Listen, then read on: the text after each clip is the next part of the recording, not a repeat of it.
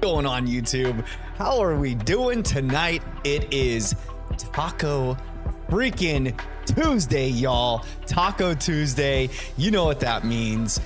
Your boy had some carne asada tacos tonight. So we started out Tuesday perfect, and now we're gonna end on a high note and hopefully find our shiny ponyta tonight, or more than likely phase. But hey, either way, even if we get a phase, I'm okay with that because it is what it is. We just get a shiny Pokemon either way. But hopefully we find that shiny ponyta anyhow. I hope you guys all had a wonderful weekend, start to the week, all of those good things. If you're chilling in the chat, let me know what kind of tacos you had today for Taco Tuesday.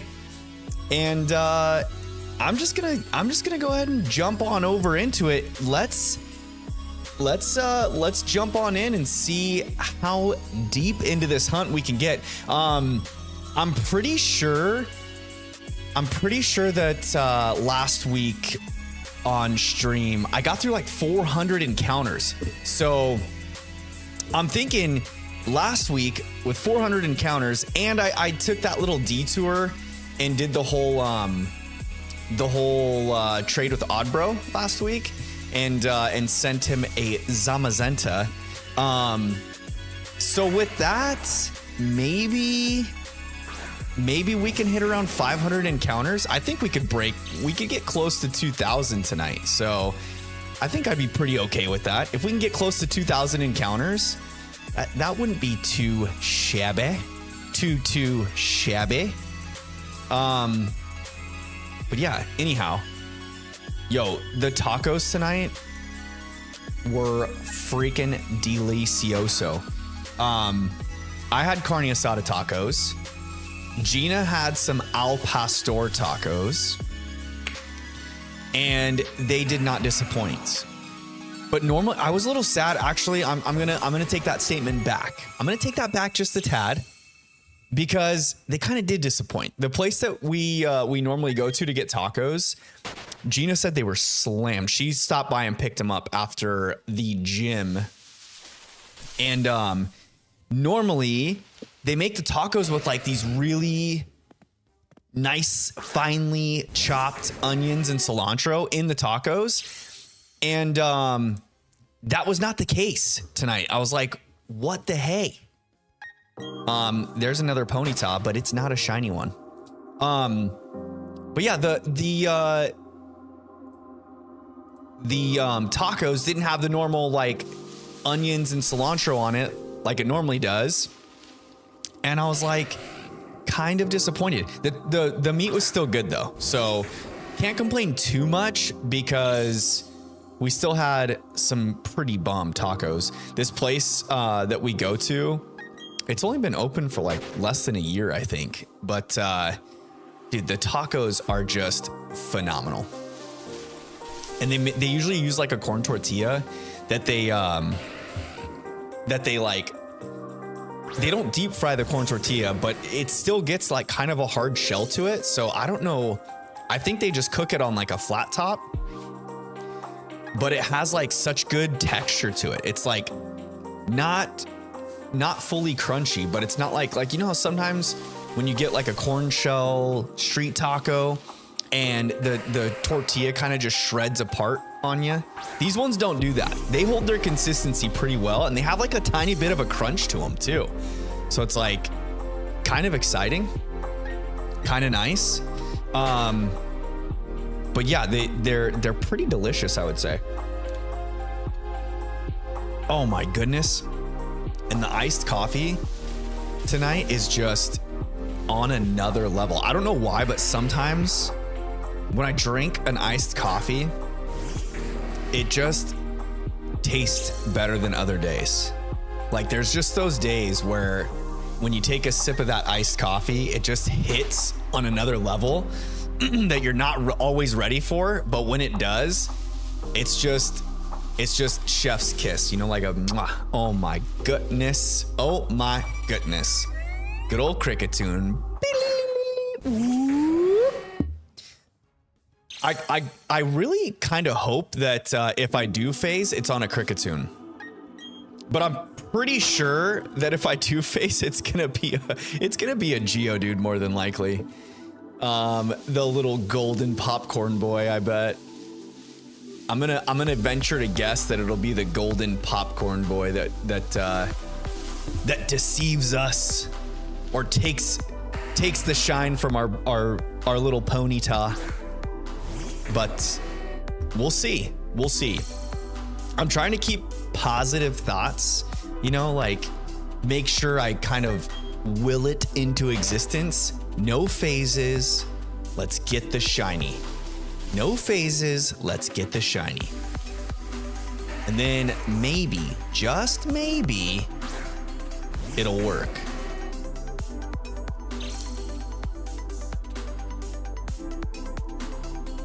Maybe, just maybe. That Geodude was not shiny. Neither was the one before. Maybe we'll get some more, no, look, speak of the devil. There's our Ponyta. There it is. That's our target, but it's not shiny like we want it to be. So we move on, fam. We move on. I'm kind of excited because after this one, I think what do we have here? We've got probably two badges to get and quite a bit of storyline to get through after this shiny.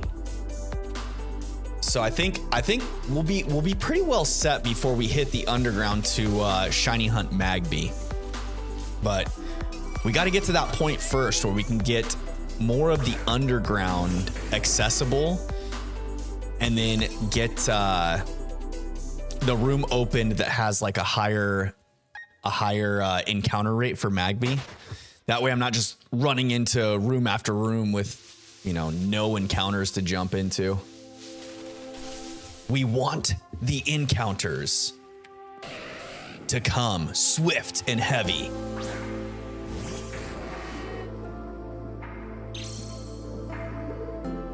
Oh. Not this one. Sorry, Ponyta. You are not our shiny target. Well, you are the shiny target. You're just not the shiny there. I'm telling y'all. These Geodude keep popping in, saying hello. I just get the odd feeling that it's gonna be that. It's gonna be that. Poor little golden popcorn boy. Well, he's not poor, right? I guess I wouldn't mind a shiny Geodude as much. I think I've got a shiny I think I've got 2 shiny Geodudes. Oh, no. I know what it was. I got a shiny Geodude in Legends Arceus. And then recently I went back in to play that game and ran into a shiny Graveler. So I've got 1 shiny Geodude and 1 shiny Graveler in Legends Arceus, or from Legends Arceus. I'm not sure if I left them in that game or not. So if we do phase on Geodude, it'd be kind of cool because then I can complete the trio, you know? Complete the trio, the Geodude Familia. Have all 3 in the shiny forms. and I wouldn't have hunted any of them in Scarlet and Violet. So that'd be something to be kind of proud of, you know? I went through some hunting to get those bad boys. I don't know if you can consider Legends Arceus hunting though, right? It's fairly on the easy side. Fairly on the easy side. You get it's so nice to have so many overworld encounters when you're shiny hunting. It just increases the speed at which you can shiny hunt, you know? Makes it feel like they're more common. The odds have never changed. Well, I mean, they have changed. I guess they changed during, Generation 6, I think. Gen 5 Black and White was the last of the 8192 odds. Now we're in the 4096 odds. 1 in 4096. It's like a 0.01 chance or something like that. That the Pokemon you encounter will be shiny. Each time too, though, which is relatively cool. So keeping track of the amount of encounters is kind of a recipe for disaster. You're just asking to go down into a whirlpool of insanity by keeping track of your encounters. And here we are. There's an encounter below me. I'm keeping track. I guess I'm whirlpooling myself into insanity. Just like that.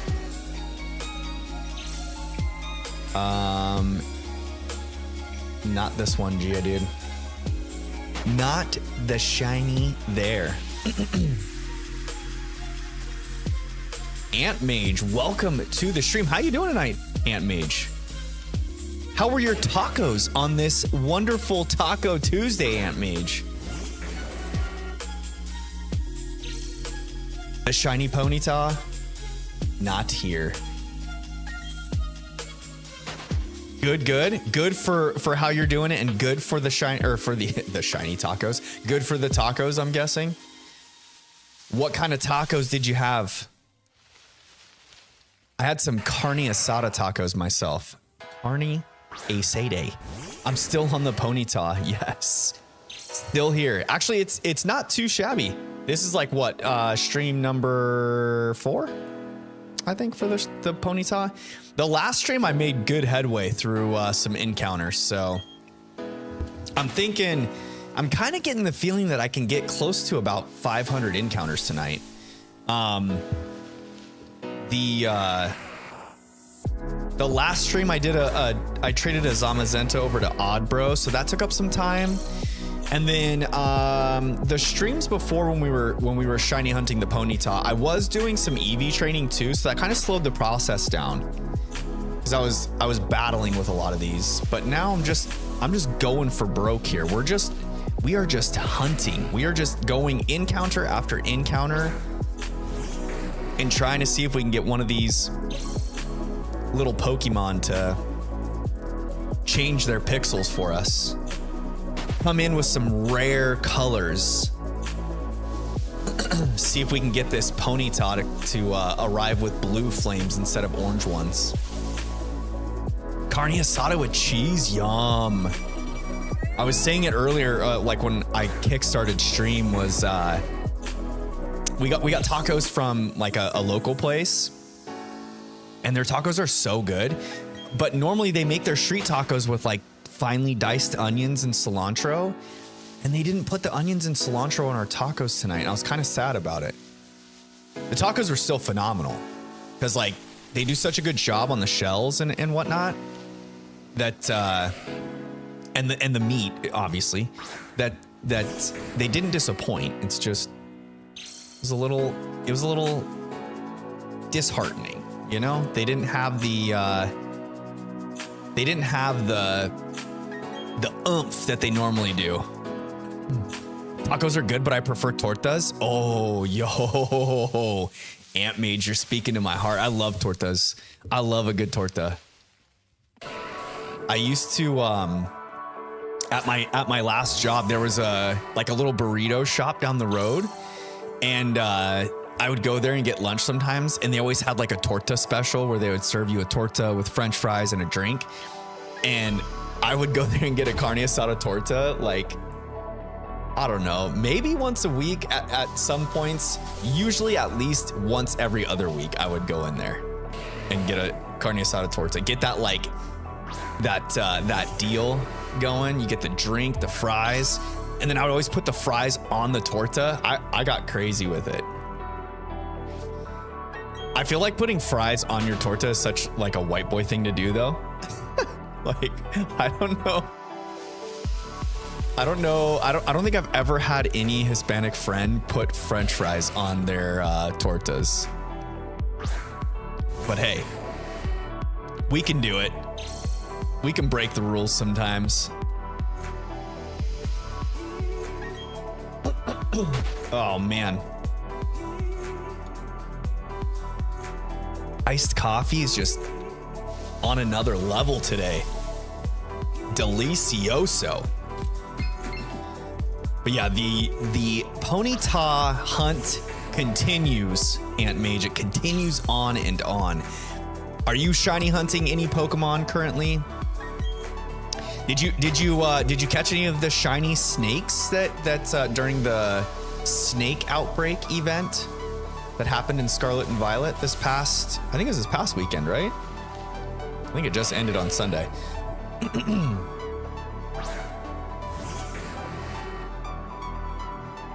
Like chicken, lettuce, beans, mayo, ham, salsicha tortas. Oh my gosh, that sounds amazing.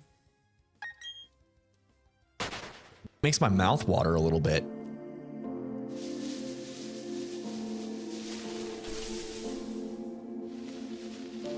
A little bit of chicken, ham, salsicha. Some beans on it. Do you do like the black beans or the pinto beans? Beans or pinto beans on the torta? I don't know if I've ever had beans on the on a torta. I'm trying to think it, because like normally when I get tortas, I usually get them at a restaurant. Like I've never tried to make my own. They're brown beans. They're probably pinto beans then, I bet. They're like the steamed ones or whatever, like they're kind of mushy, right? I think that's usually the pinto beans.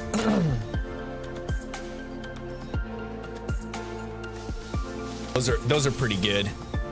Those never disappoint. Oh, we got a strong Pokemon. It's a Ponyta. It's not shiny though.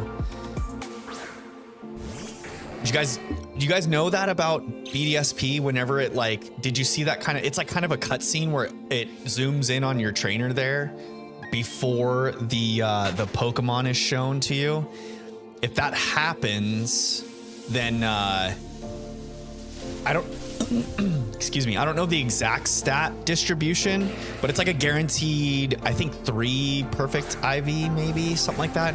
It's a stronger Pokemon generally. Stronger one, indeed. I don't know the exact stat distribution though. That it guarantees that you have like I think 1 or 2 perfect IVs on that Pokemon. So if you ever get that little cutscene when you're playing Brilliant Diamond and Shining Pearl, it's highly recommended that you catch those Pokemon. And if it's a target you're looking for, you may want to use them in your team. They might be a little bit stronger in the playthrough for you.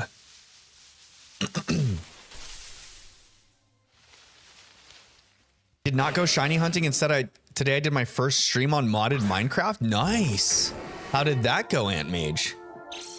The modded Minecraft stream. What does that mean, modded Minecraft? Like it's the Minecraft game, but modded out to look like other types of games? Is that like the Pokemon Minecraft thing?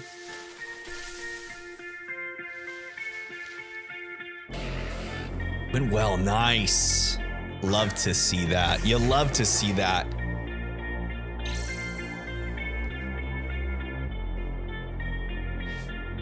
The modded Minecraft stuff. I had a one of my brother's buddies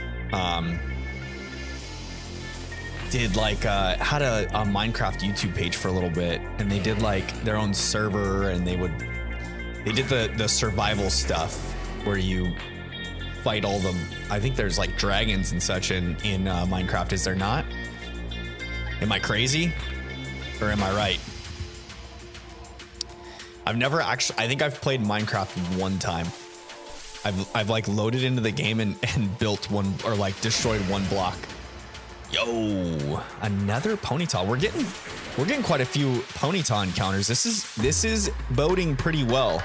Hopefully it's a little hint to the future of what Pokemon might shine for us.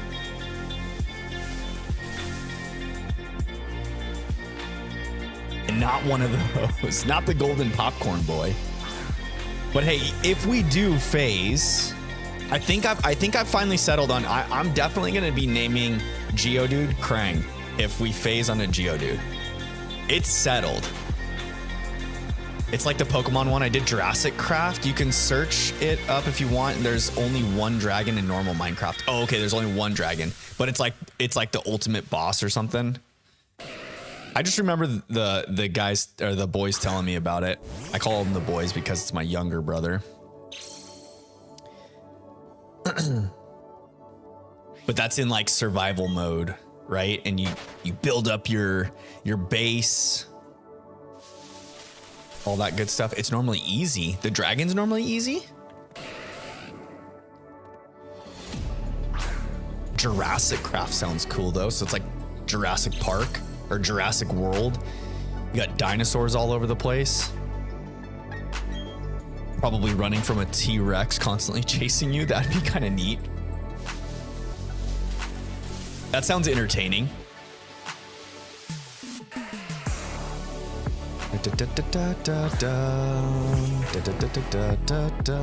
Another Geodude. Maybe we're not on the Ponyta trail. Maybe we're not on the Ponyta trail. Maybe I was just getting my hopes up. Or the game was getting my hopes up just to crush them. Just to crush them. You hate to see it. You hate to see it. You have to revive them from the fossil you mine in the ground. Oh, that's kind of cool. So you run around, mine fossils out of the ground, then revive them. You make like little containment areas for them before you revive them so that they don't just destroy everything. Does sound pretty neat though. What's up, Mass Figure? How you doing tonight, Mass Figure? How were your tacos, buddy? What kind of tacos did you have?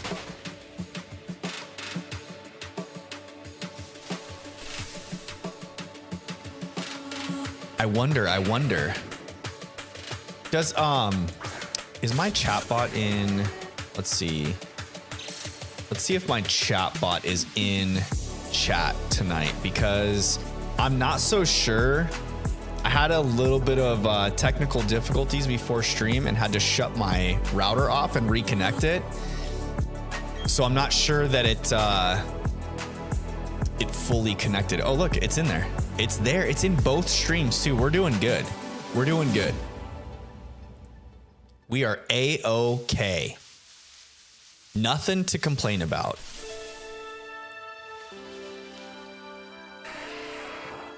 How have things been for you, Mass Figure? What's new? What's happening? How was your weekend? I feel like you popped in last Tuesday's stream though too.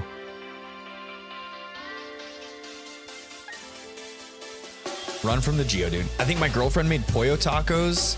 That's what she said. Nice. Oh, those will be good. Pollo tacos, a little bit of, I feel like just tacos in general are such a good treat.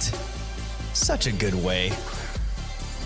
AmH says, question, do you have a second monitor for you to see chat? I do. I've actually got 3 monitors in front of me right now. I use one monitor for my gameplay, which is like directly to the side of you guys. So you're right here, and then directly to the side of it is my game monitor. And then below that is my main computer monitor that has my OBS up, which is my recording studio with chat boxes in it and all of my streaming stats and what's happening. And then on my third monitor, which is like to the side of you guys here, and it's like in vertical format, I have it turned vertically.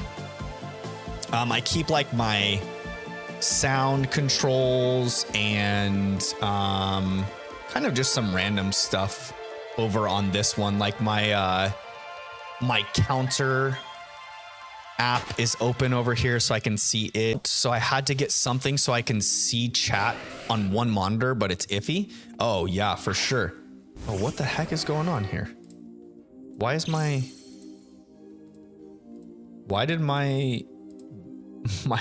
web browser just went nutty and opened up a bunch of windows? Are we okay now? I think so. I think we're good now. I think we're okay. So I could see chat on one monitor, but it's iffy. Do you keep do you use a streaming software to stream your gameplay? How are you streaming your gameplay?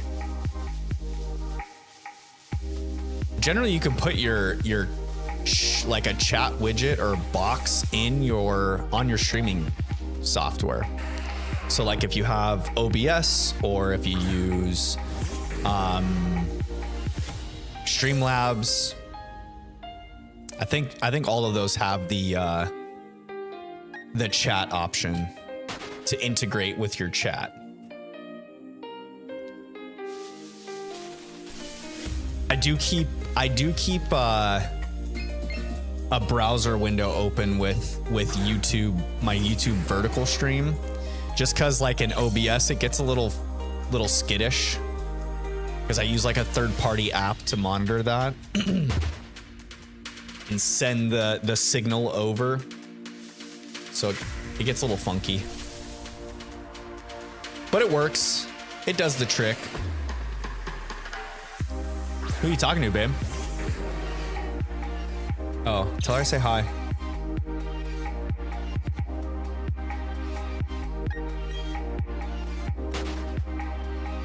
The second monitor does help, though. That's for sure.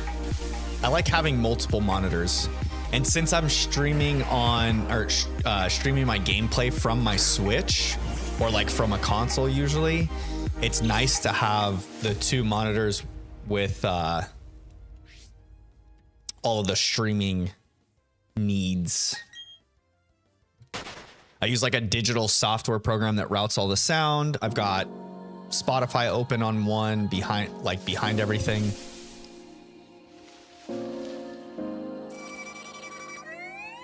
Oh, good old Cricketune.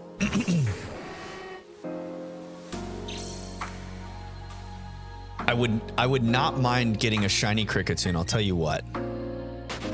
That would be a fun one to phase on this hunt.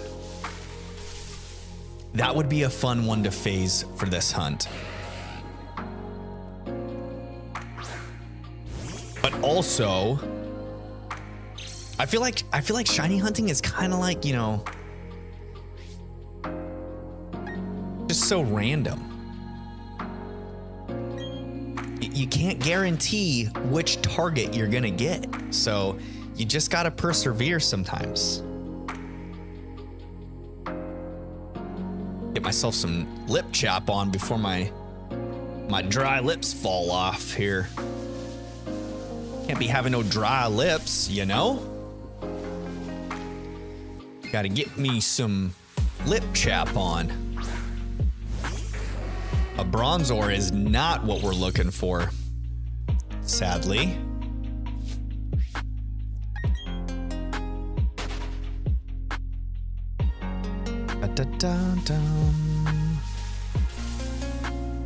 Mass Figure, you said your weekend was good. I'm sorry, I just read your message there. What'd you do over the weekend? Anything special? Anything fun? Anything out of the ordinary? Did you shiny hunt any Pokemon? If you did, what game?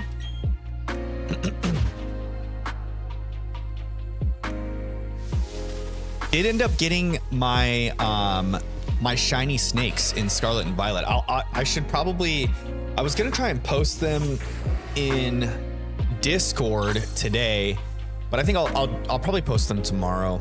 I kind of want to go in game and like get them all in one fun shot. And excuse me, I still need to evolve one of the Silly Cobras and one of the Ekans.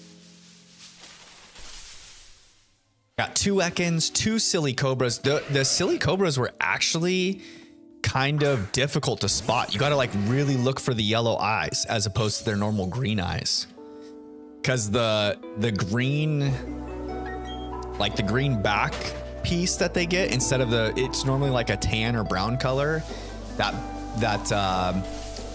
back like cobra poof that it has is green in the shiny form. And then its snake body is like a little more pale, but not very like super noticeable. So I had to keep my eyes peeled for the yellow eyes. It took a while. I wouldn't be surprised if I missed one, because it took me a while to find my first one. And then as soon as I found the first one, it was like a couple more picnic resets later and I grabbed the second one too. Mass Figure says no shiny hunting over the weekend, but I'm preparing for a shiny hunting team event on Thursday. Nice. What kind of shiny hunting team event are you doing? Are you battling with friends or like a playthrough?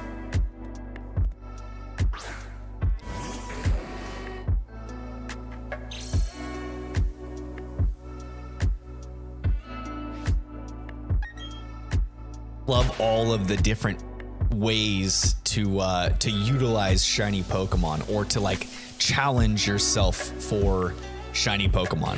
Whether it's just a straight up hunt or like for instance this playthrough, you know, like the mono type playthrough, but only shinies of that type. Pretty cool, I think, in my opinion, in my humble opinion, I should say.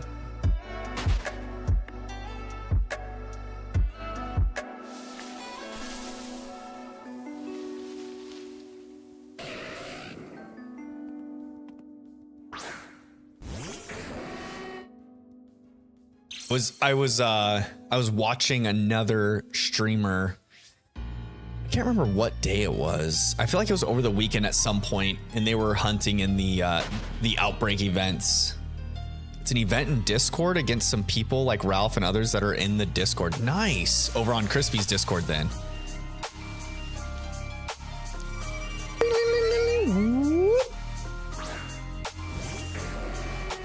That'll be pretty fun. Are you guys, is it like a race type event, or you guys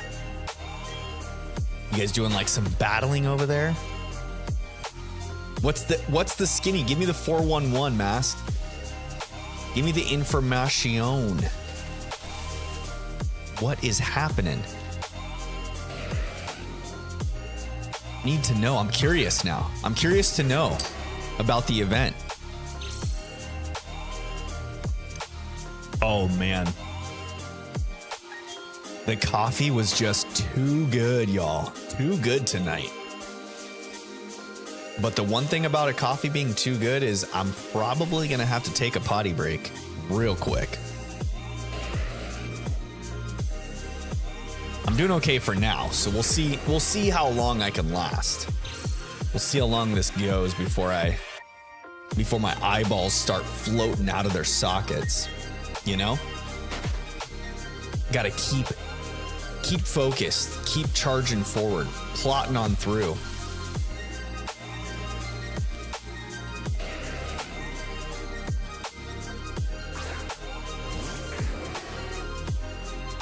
It is nice that the encounters are coming in quite faster than before, than the first two hunts.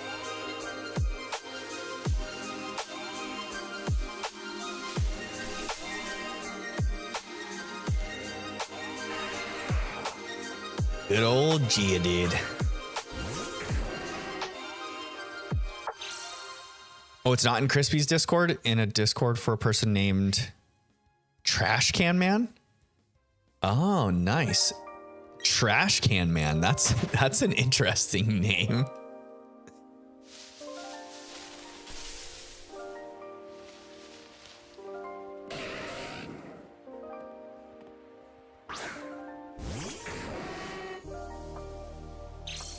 Did another Pokemon streamer. I feel like a lot of y'all, a lot of like the moderators in Crispy's stream, you guys tend to like all watch and follow the same streamers.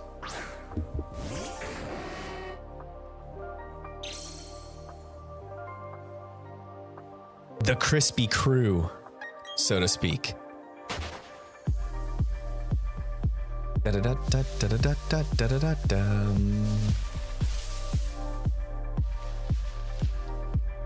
Trash Can Man.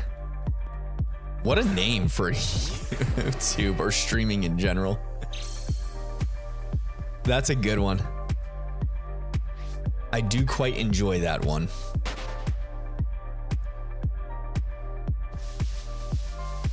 Guys, if you're liking the stream, please consider dropping a like on the video for me. Hit that thumbs up button.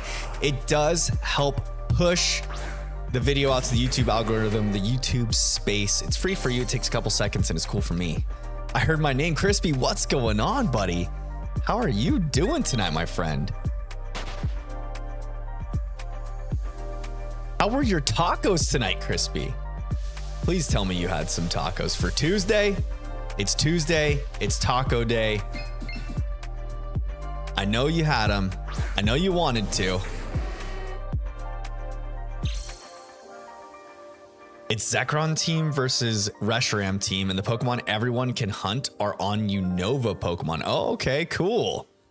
Team Zekrom versus Team Reshiram and all Unova Pokemon. That's interesting. Very fun. Very fun indeed.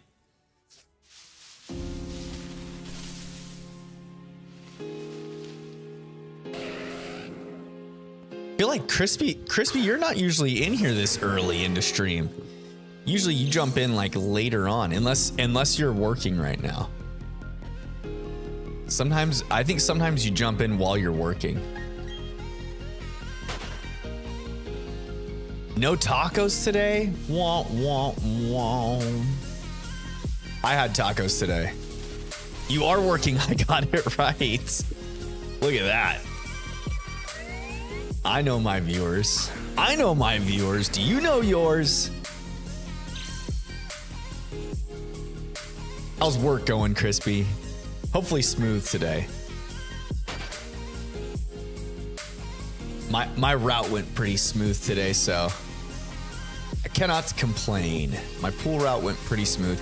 It was most of the pools were pretty freaking ham sauced because we've been having so much wind lately.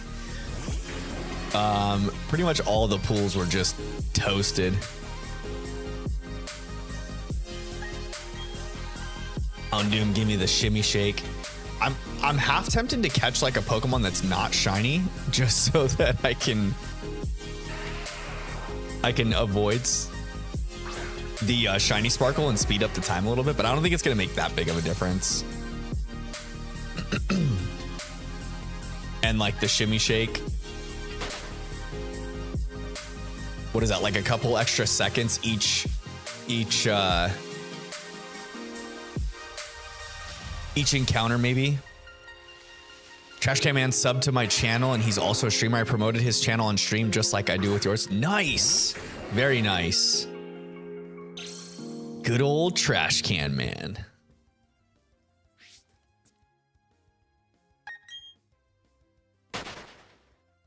I like that. I like that.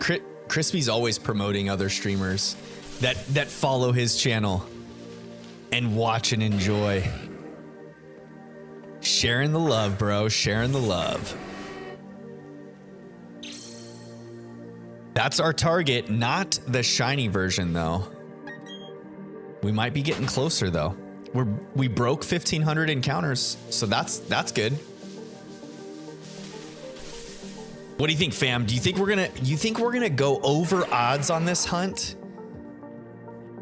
I feel like it's pretty inevitable that we might, given the fact that the Houndoom hunt was 7 encounters, and although the starter hunt took a while,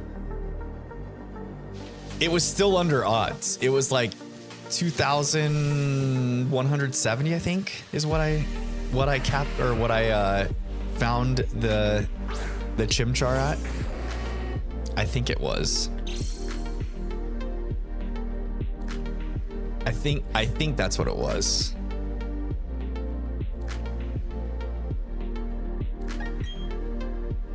I'd have to go back and look exactly. I think it was like 2,170 maybe, around there.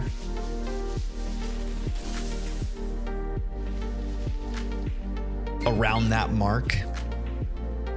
Bronzor.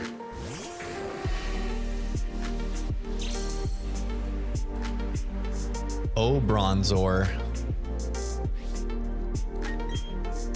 Leo's getting bored with all of these encounters and not knocking out Pokemon. He's needing some entertainment.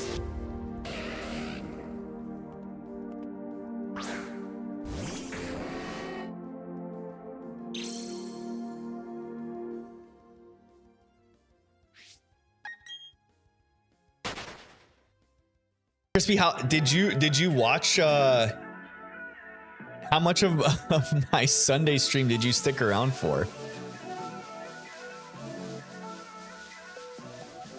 Didn't even get to the next gym leader, actually. I need to grind up my Pokemon. I've been kind of slacking on the grinding portion of it, so my Pokemon are all super underleveled.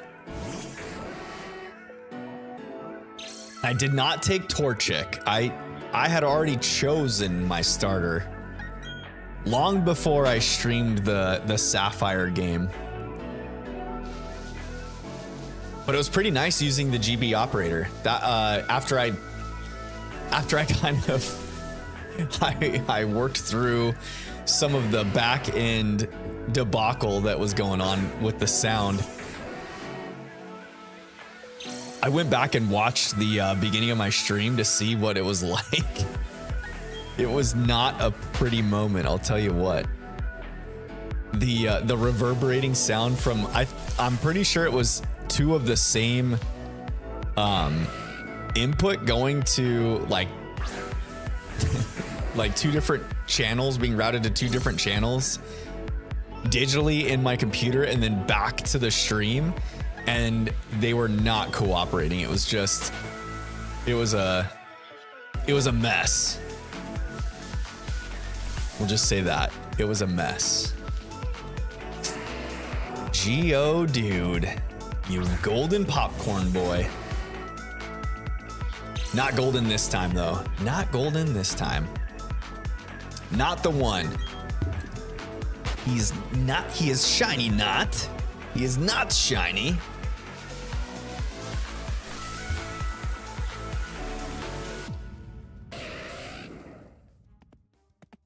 Just got like constant lurkers over in Shorts chat tonight, which is kind of nice. It's different to see. No one's really chatting over in Shorts chat. Usually I get Ralph over there or some other constant viewers, but tonight we've just been constant with a concurrent viewer count over there. Bunch of lurkers hanging out. I enjoy your guys' company. Thanks for hanging out with me. Don't be afraid to chat it up. Don't be afraid. Let me know what kind of tacos you had today. It's Tuesday, y'all. What kind of tacos are you guys eating? Poor Crispy couldn't have tacos today. The tacos are hard to come by in Hawaii, I guess. Crispy, do you ever try to just like make tacos for yourself at home? You ever just get the urge for some tacos and just like, screw it, I'm going to the grocery store, I'm getting my own stuff.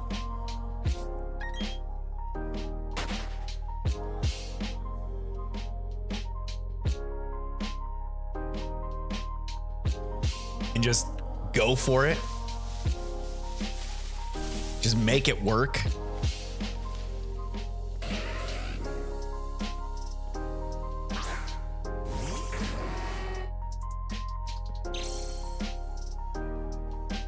Or is it hard to find like all of the necessary things?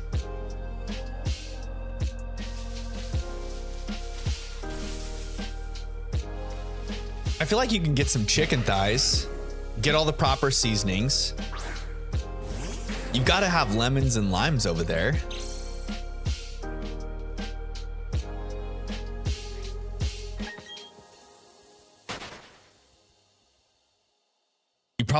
You probably have to make like homemade salsa though. Make some salsa from scratch. I would. That'd be dynamite. It'd make your tacos more enjoyable, that's for sure. Watched the GBA stream until I defeated Wally. Oh, okay. Cool. I smacked Wally out into the next week. He didn't even stand a chance, poor Wally. The little green-haired goober. I don't really cook since I get home exhausted from work. Oh, okay. So do you just not eat dinner? Or you like pick something up on your way home, eat, and then stream or do something from there?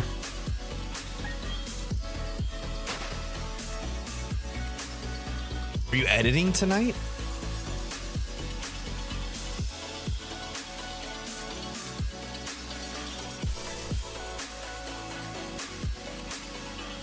Well, you're still working, actually.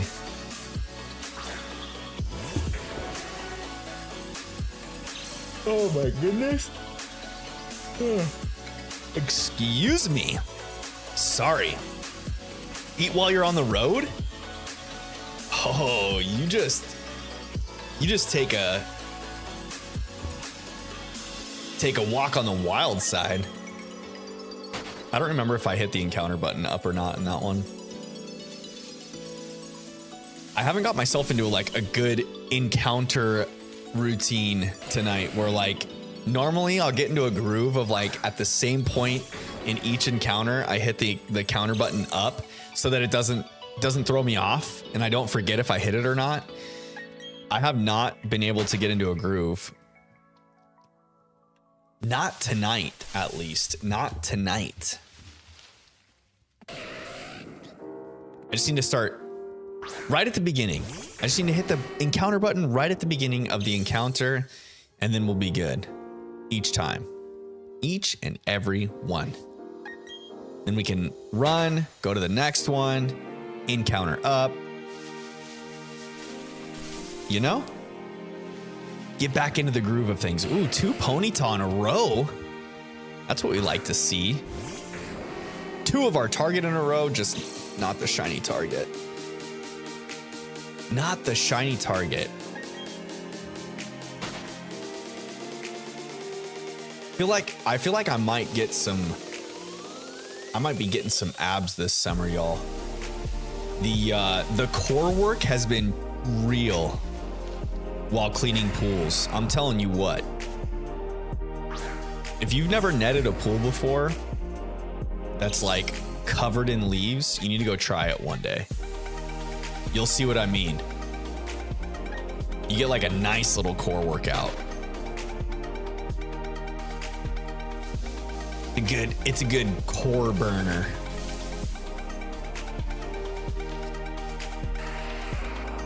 Do you make yourself lunches, Crispy, or you just stop and grab yourself food? Going from one neighborhood to the next with packages. Oh, goodness. I feel like if you were to make yourself lunches, it'd be pretty bomb.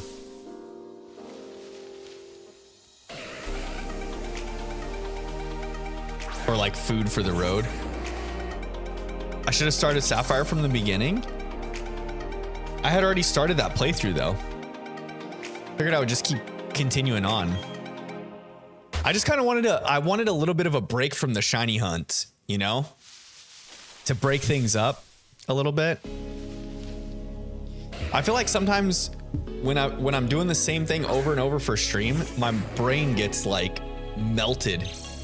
And I've gotta like do something different for one stream, and then I can go back to it after that. So that was like my little break from the ponyta hunt, you know? Play some Sapphire on stream, give the viewers something new to look at, to talk to me about. There we go. A little something different. Plus, I wanted to. Oh, excuse me. I wanted to break in the GB operator. See what we could do. Make a scene in my OBS for it. All of that good stuff. I'm glad I did too, because I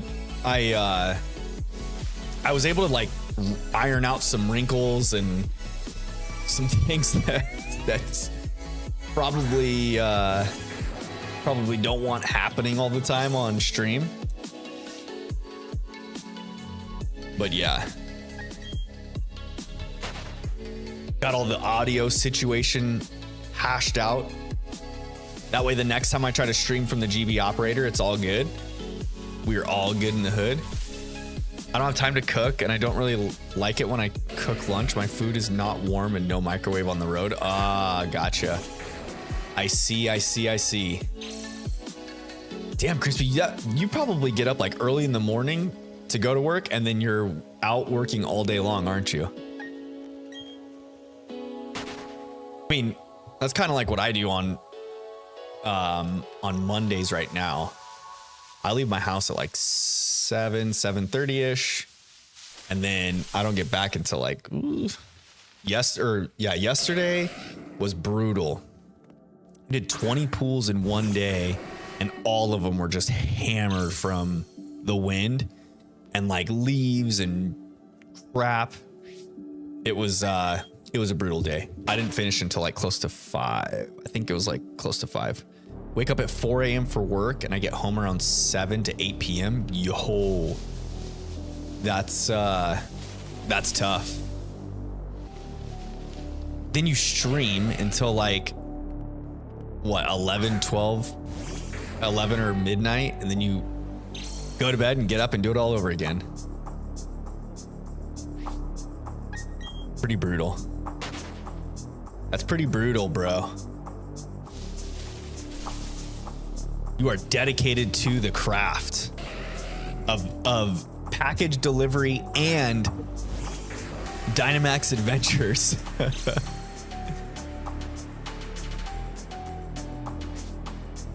Oh.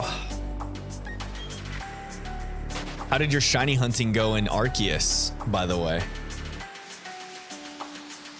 Did you notice a difference once you got the shiny charm? Did it feel like you were getting some shinies more frequently? Like your odds had been boosted or cut in half? I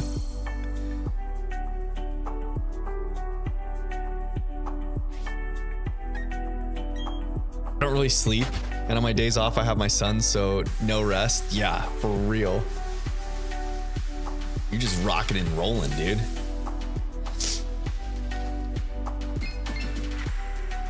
Just pushing it to the limit, Crispy. We call that burning the candle at both ends. No shiny? In Legends Arceus, you didn't find a single shiny? What? How long was your stream? That was on Saturday, right? When you streamed Legends Arceus?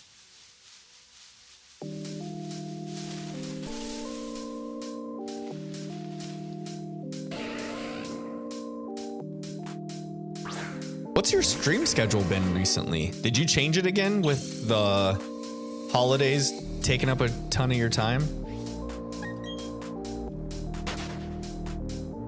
Did you go back to like weekends only or something?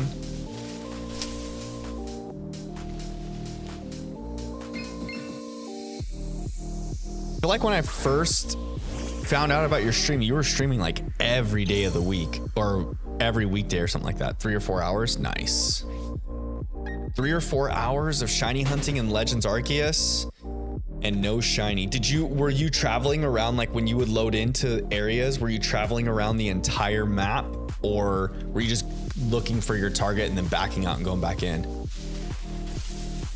Because I think if you travel around the entire map and you stream for 3 or 4 hours, I would think you would probably find at least one shiny, or odds would be that you would find one.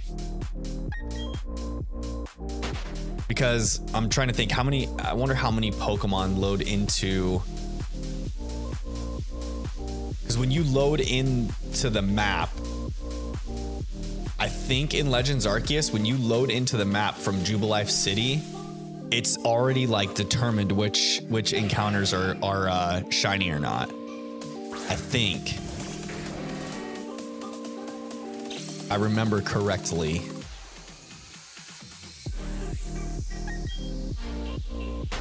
So if you search the entire map, you could probably get a sparkle sound. That's why a lot of people will just fly over the entire map and like try to traverse every area of it. No shiny Geodude. No shiny Geodude. No shiny Geodude. No shiny Geodude.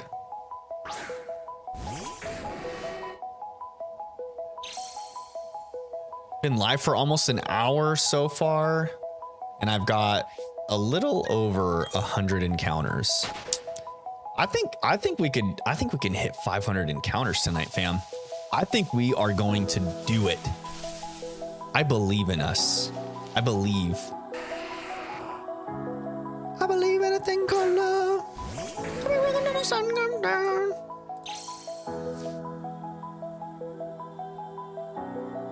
No, Geodude. You're not shiny, but we want you to be. You're just not what we're looking for.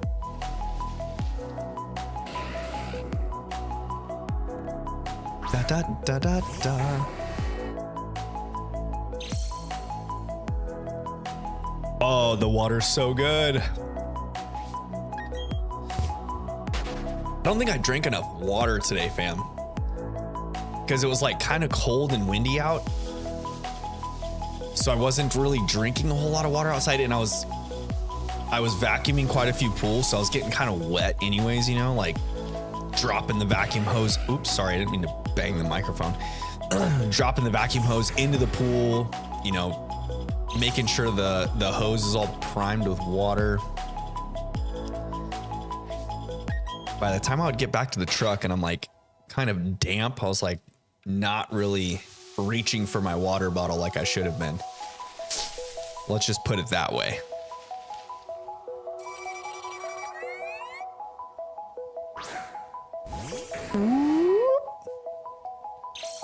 Oh, Cricketune. I freaking love Cricketoon's mustache. I wish I could grow a mustache like Cricketune. If I could, I would be more tempted to grow facial hair. If I could grow a mustache like Cricketoon's, I would definitely be tempted to grow more facial hair. Just having that like beard waxed, perfectly crisped mustache.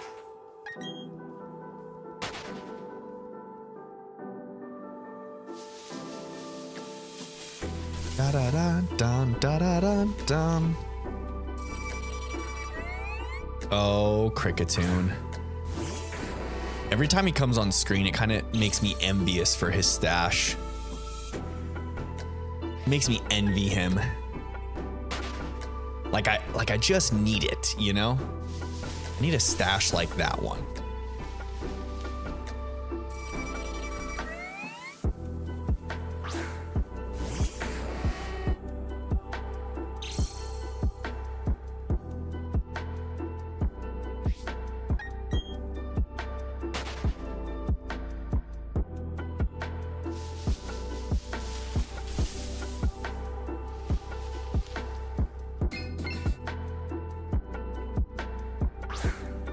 Or get some abs like Tyrogue. That'd be the deal right there. The deal breaker.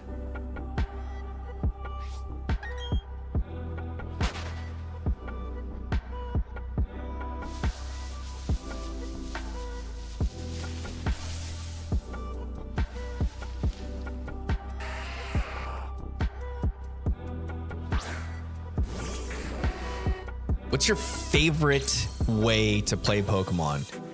Like, of all the things you can do in Pokemon games, do you like to just replay through games over and over? I know, like, when I was a kid and playing, especially Generation 1, like playing Pokemon Blue, I must have restarted that game and played through it. I couldn't even tell you how many times. I remember restarting that game and just thinking to myself, all right, I'm gonna try and get through to the Elite Four as fast as I can, because you would see the amount of time you've put into the game, and I remember just like logging that, like, okay, I got to Pokemon Champion at this time, and I remember trying to like just speed run through the game as a kid. I didn't have the proper technique of like the running your starter on red so that you could or not in Gen 1, but like running the starter on red to like skip some of the animations or whatever that the crazy speedrunners do.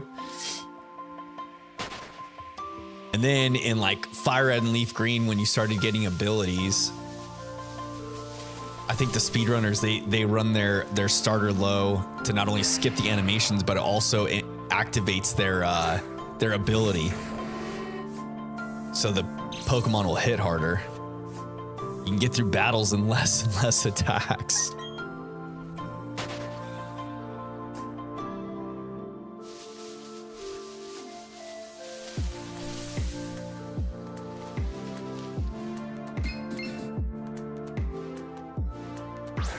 Oh, Bronzor.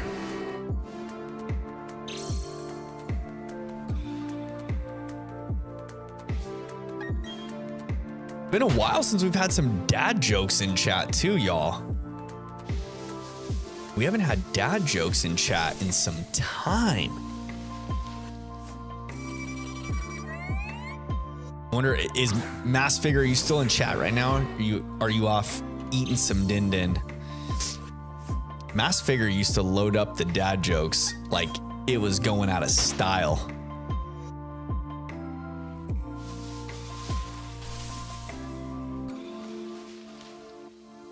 Those were the times. Those were the times. Good old Geodude. Not our shiny boy. Not our shiny boy.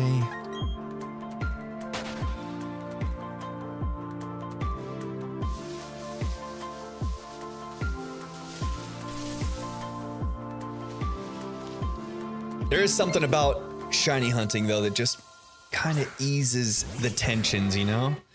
You're just kind of like strolling around, doing your thing, getting through encounters, kind of get locked into a track and like keep going. Next thing you know, you're 2,000 encounters in. Just rocking and rolling. Easy peasy lemon squeezy.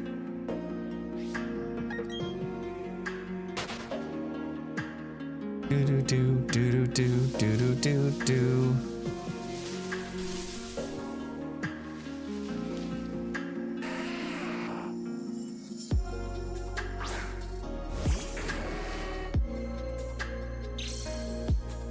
Oh, oh, oh, oh.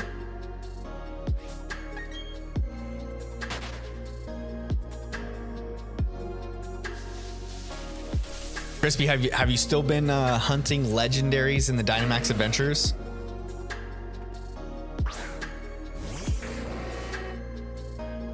I need to stop messing around and finally get my shiny charm in that game. I'm pretty sure I have all of the Pokemon I need now. I just need to do the battle tower so I can get the proper items for Spritzy and Slurpuff, I believe. I think those are the last two that I need. And then I can get my shiny charm.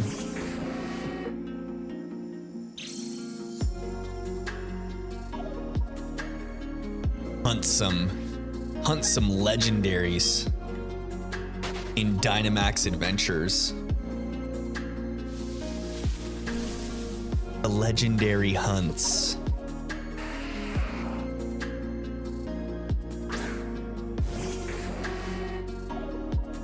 What's better legendary hunting? Ultra Wormholes or Dynamax Adventures? What would you say, Fam Bam?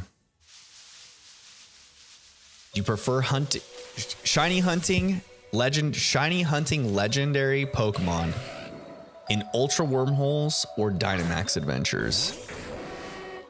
I feel like the Dynamax Adventures is so good. It's kind of like unmatchable, you know? They did so well with adding that feature to the game. I wish that Terra Raids were as good as the Dynamax Adventures, but even more so than just the Terra Raids being kind of garbo.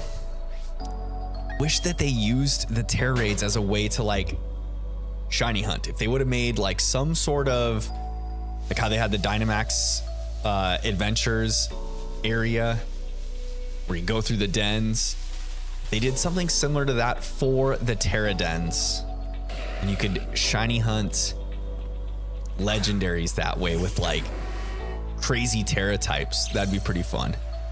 I think it would make things interesting too, because even at the end of the run, if you're shiny hunting, or if you're going for a specific legendary that has a normal type that you think of it having, and then you get there and it's just Terra'd into something wildly different, that'd be pretty interesting. That would make for some crazy times. Probably some crazy encounters too.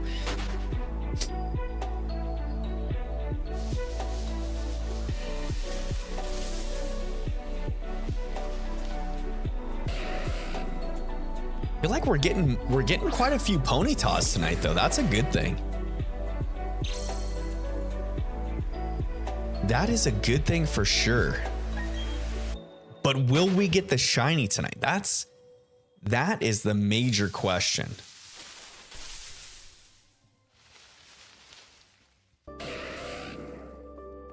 Maybe? Maybe?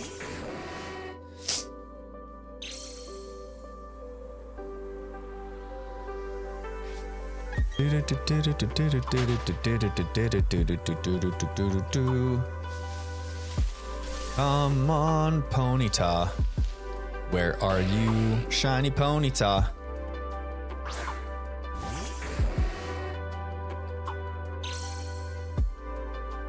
Oh, dude. The water.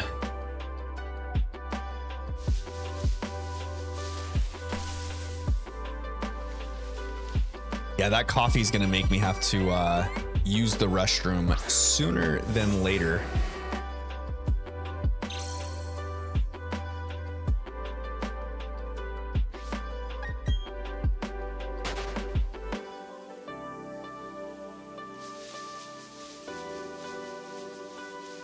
Are you guys watching a movie, babe? What are you watching? Zootopia?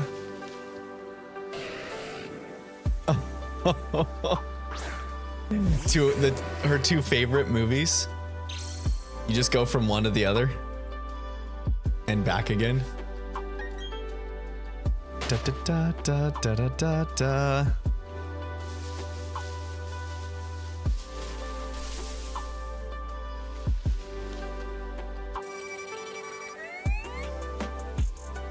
I feel like Dynamax Adventures has got to be the best shiny hunting method that Game Freak has done for legendaries.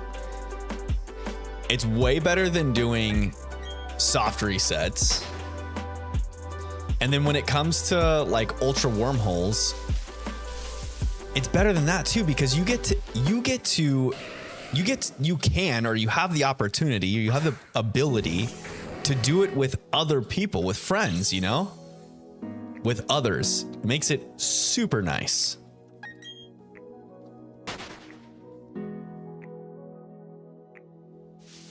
Playing the game the way the creators always intended. Playing alongside your friends.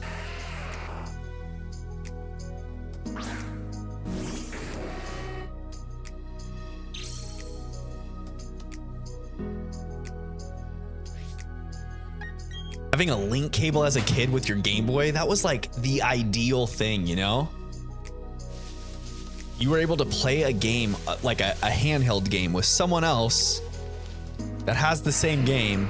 And not only that, you could actually trade across the games. That was like mind-boggling. They were breaking boundaries at that point. It wasn't just like playing against or alongside in like a co-op type thing. No, you were trading digital assets basically back and forth. That was pretty freaking cool. And then to come along down the road and finally create a mode where you can shiny hunt legendaries with your friends in a cooperative mode.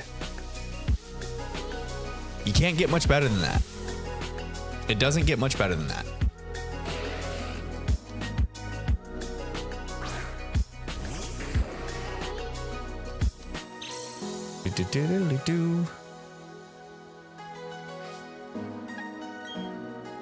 No, Ponyta, not you.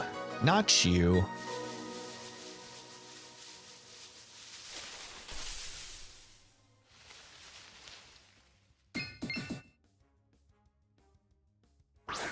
Good old Bronzor.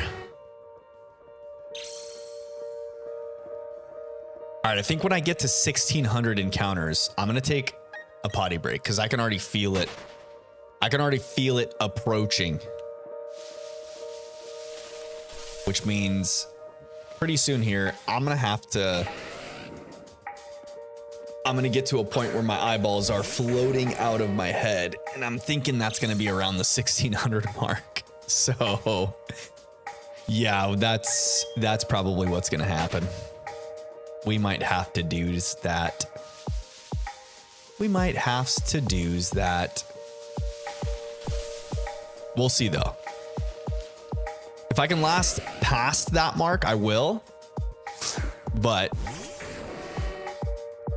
if we do get to that point, it'll be what it is.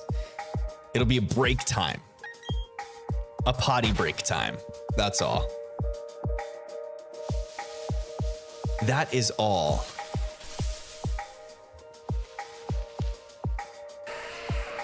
Come on.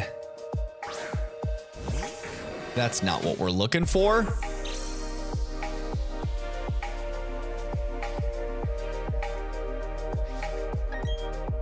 That's not the shiny. This is definitely not where I parked my shiny. Oh, Geodude. You little booger.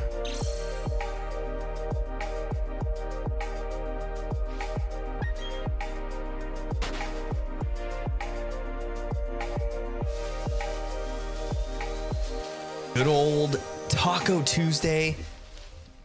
My carne asada tacos were delicious. I put this, I forgot to tell you guys. So the place that we go to, they make like homemade salsas, you know, like just like every other cool little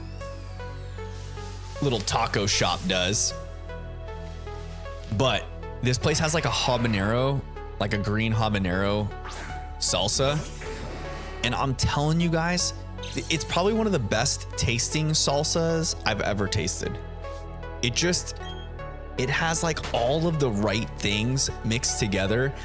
And then the heat that it smacks you with, it's like out of this world. It just hits right on so many levels. Like you want that like tanginess, the smokiness, the spiciness, the saltiness. It's all there. It's making my mouth water just like thinking about it. Thinking about how good and delicious the salsa was. And normally, like, I feel like most habanero salsas aren't like that green color. So I don't know what they're putting in there. Like if they're making it with a tomatillo base or something and then throwing habaneros in with that. To give it like that green color. But it is so good. So good.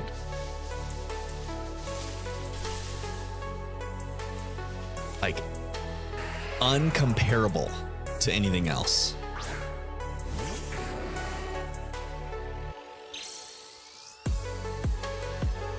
I'm surprised we don't have more of the fam bam in chat tonight. No Ralph tonight, no Odd Bro.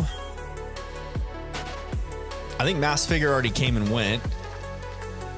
Usually Blue shows up.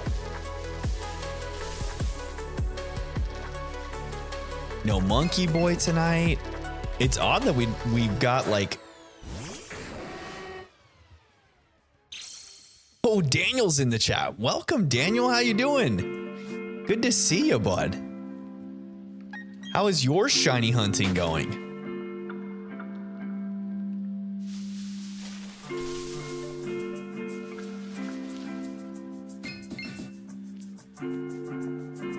Good on the shiny hunting?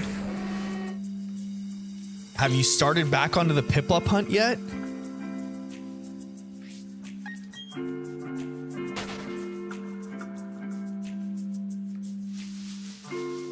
That one's a tough one.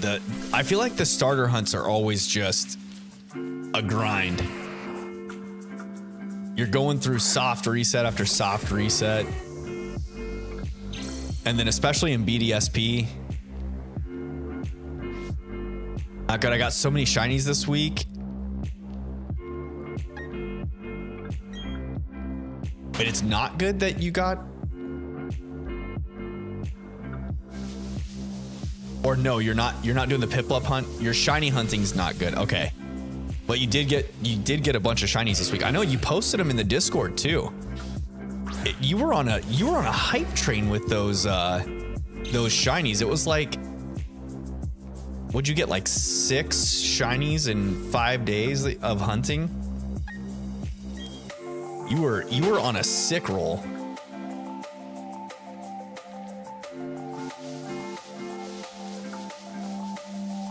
You had luck through the wazoo. More than 6 in 5 days. What was it, like 7 in 5 days? You posted in Discord like multiple days in a row with multiple shinies.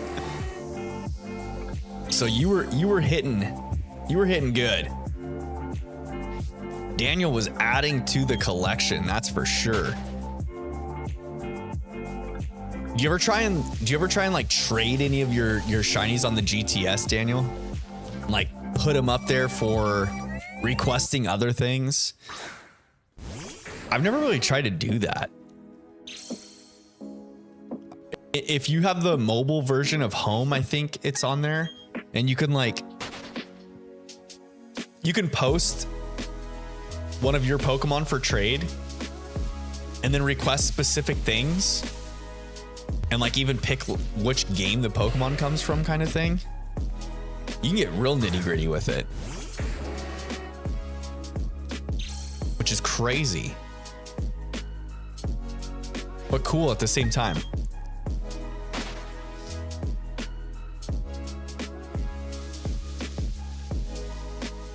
What was the overall shiny count, Daniel, this last week? You had so many in like 5 days. Da, da, da, da, da, da, da.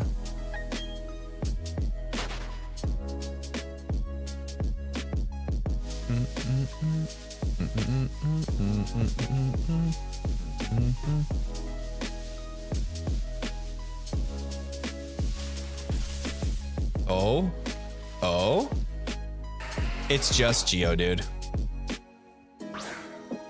Don't need to worry, it's just Geodude.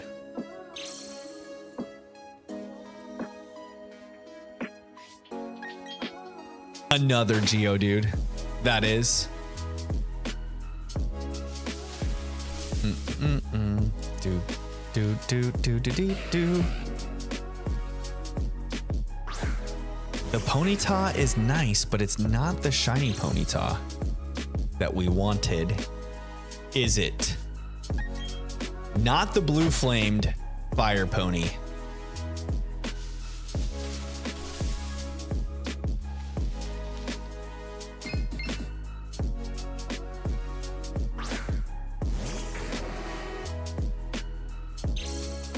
$17 shinies this week? Yo, Daniel, you've been putting in the time. Were they all from Legends Arceus too? I feel like a lot of them were from Legends Arceus that you were posting in Discord.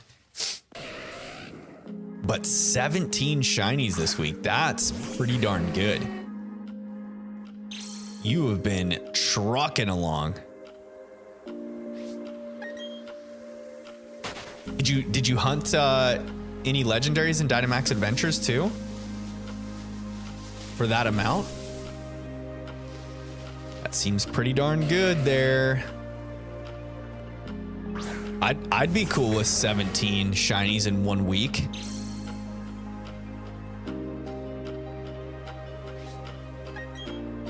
Oh, Ponyta. 1 in Sword and the rest were in PLA. Nice. What was the Pokemon the shiny Pokemon you found in Sword?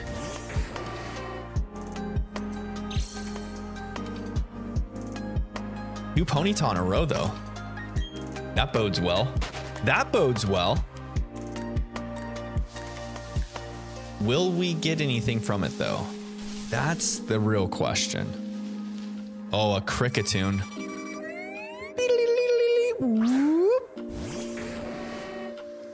Not on this one. Not on my watch. A little shimmy shake. You're gonna post the one from Sword? Did you not already post it?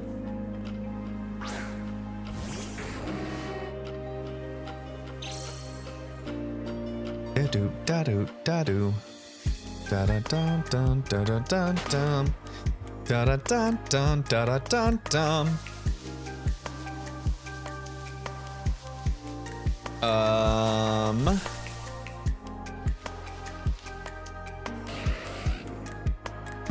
We are seeing a lot of Ponyta tonight though.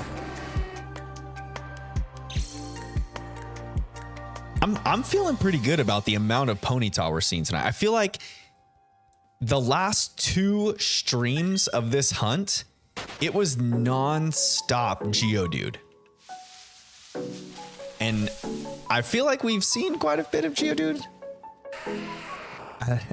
as one shows up. Eldegoss was the Sword one. Oh, I remember you posting that one. That Eldegoss looks so good. I didn't realize that Eldegoss's shiny was like that too. It makes me want to shiny hunt one.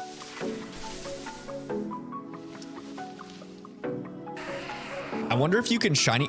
There's an Eldegoss that appears on one of the bridges. I think the bridge like out of Hammerlock. I wonder if you can shiny hunt that Eldegoss particularly. I bet you could. That would be kind of fun.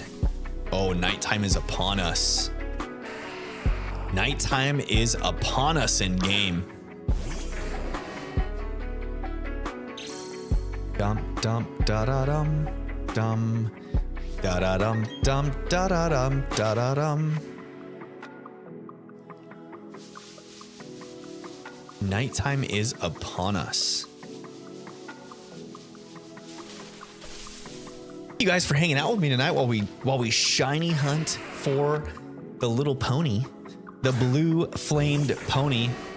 If you guys haven't already, please drop a like on the stream. It does help push the video out to the YouTube space. It's free for you. It takes a couple seconds and it's cool for me and I appreciate it a ton if you could do that for me. All right, I'm gonna get to 1605. 1605, and then I'm gonna go take a potty. Where is everyone? Daniel says. Well, YouTube stats are showing me that we've got a handful of lurkers between shorts and regular stream. So we've just got lurkers and no chatters tonight. That's all. That was the I already hit the encounter on that one, on that Geodude. So it's cool. We got some lurkers in the chats. No big deal. If you want to lurk away. You're more than welcome to hang out and do what you want. I appreciate all of you guys for hanging out with me, whether you chat with me or not.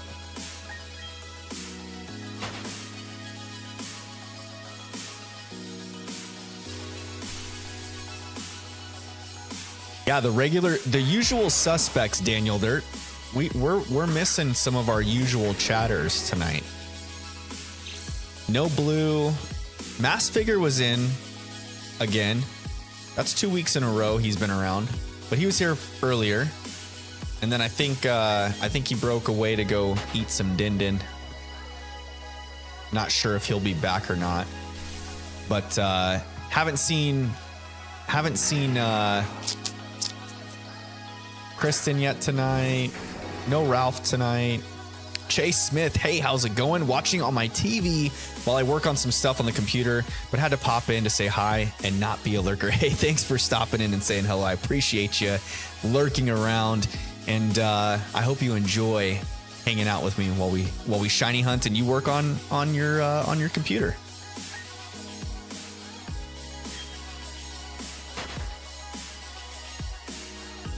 All right, one more here, and then I'm gonna take a quick bathroom break because I've gotten to the point where my eyeballs feel like they're gonna float out of my head. So I've gotta take care of that issue so that I can think straight again. All right, that's the 1605th encounter, and we are going to run from that Ponyta, and I'm gonna go use the little boys' room. So sit back, sit tight, hang out, and I'll be right back. It won't take too long.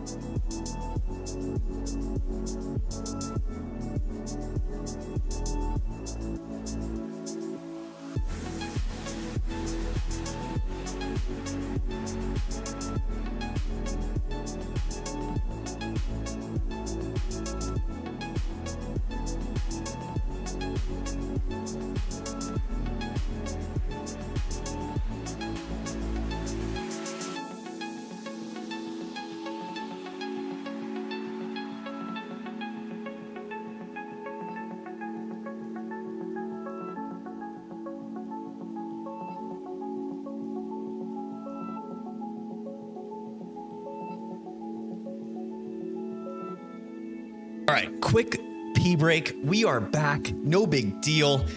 I'm ready to go. I feel much better. So thanks for sitting tight and being patient with me, y'all.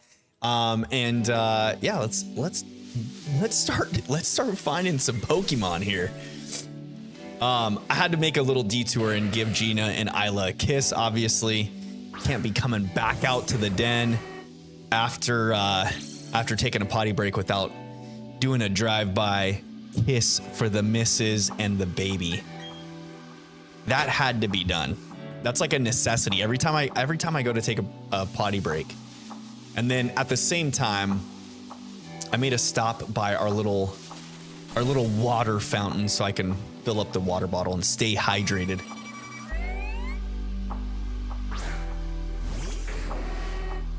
It's important to stay hydrated, y'all. It's good for your body, mind, and your soul if you stay hydrated. I don't know. I doubt you guys can hear this because of my mic settings, but Gina is like back in our master bedroom just tickling Isla, and she is laughing her little booty off and screaming like crazy. But I doubt you can hear it. It's pretty entertaining. Background music.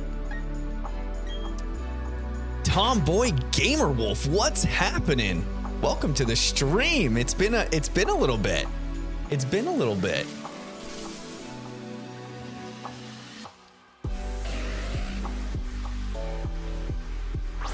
How were your tacos tonight?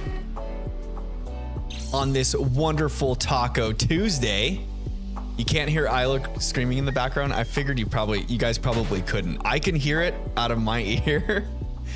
But I've got a noise gate on my microphone to where it only picks up like the close proximity sounds or things that break a certain sound level by the mic. And my mic is directional, so I have to speak directly into it. If I was like back a ways, you probably wouldn't be able to hear me at all. So there's that too.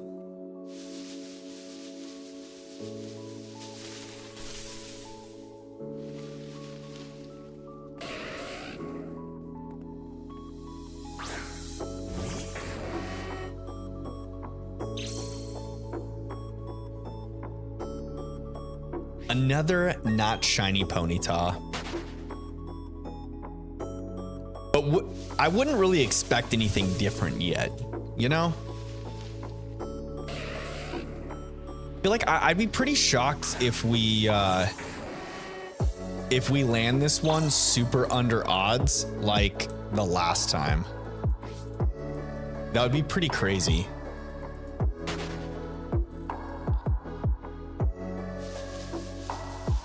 With the Chimchar being under odds, like almost half, and then the Houndoom in 7 Houndoom encounters, that was just busted.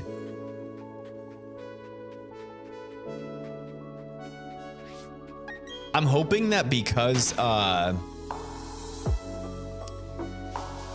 stream I'm shiny hunting the starters in Soul Silver for a shiny badge quest playthrough of Soul Silver.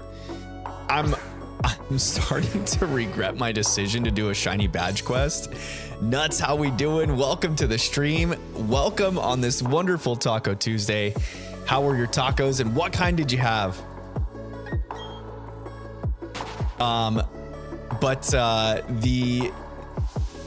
The shiny hunt in Soul Silver is over 21,000 encounters. I have gone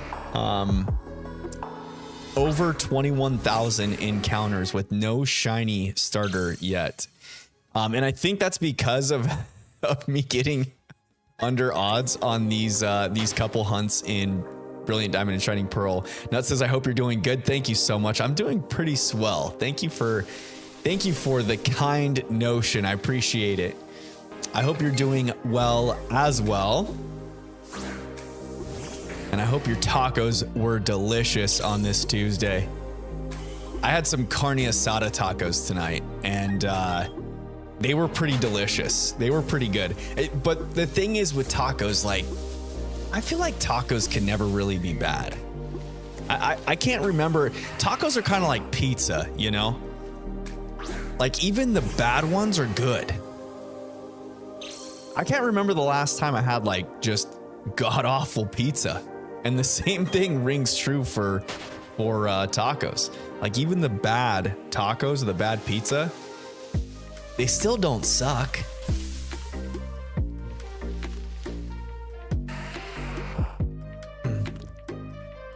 Would it only be bad if you don't like them? If I don't like who or what? If I don't like the tacos?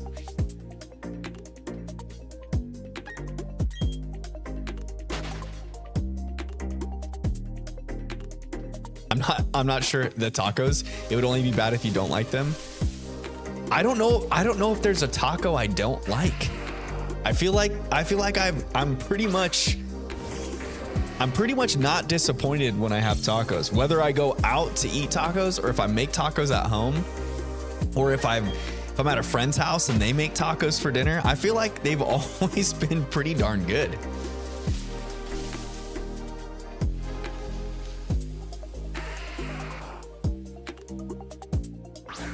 I think that's the joy of Tuesdays, you know? It's like you just get to enjoy some good food. Houndoom is the GOAT, Nut says. I'm glad you enjoy Houndoom. I'm thinking Houndoom is going to be a very integral piece to this team throughout this playthrough. Because the move set that Houndoom has is pretty insane. Gamerwolf says Lycanroc is cooler, but they're both cool. Lycanroc is pretty good. Dusk form Lycanroc especially. That pretty blue shiny. Speaking of blue shinies, be nice to see this Ponyta show up with some blue flames. You know?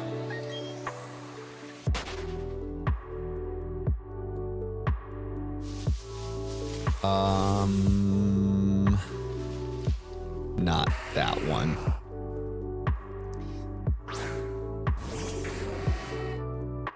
Like Lycanroc very much, Nut says. You guys are both dog fans, that's what it is.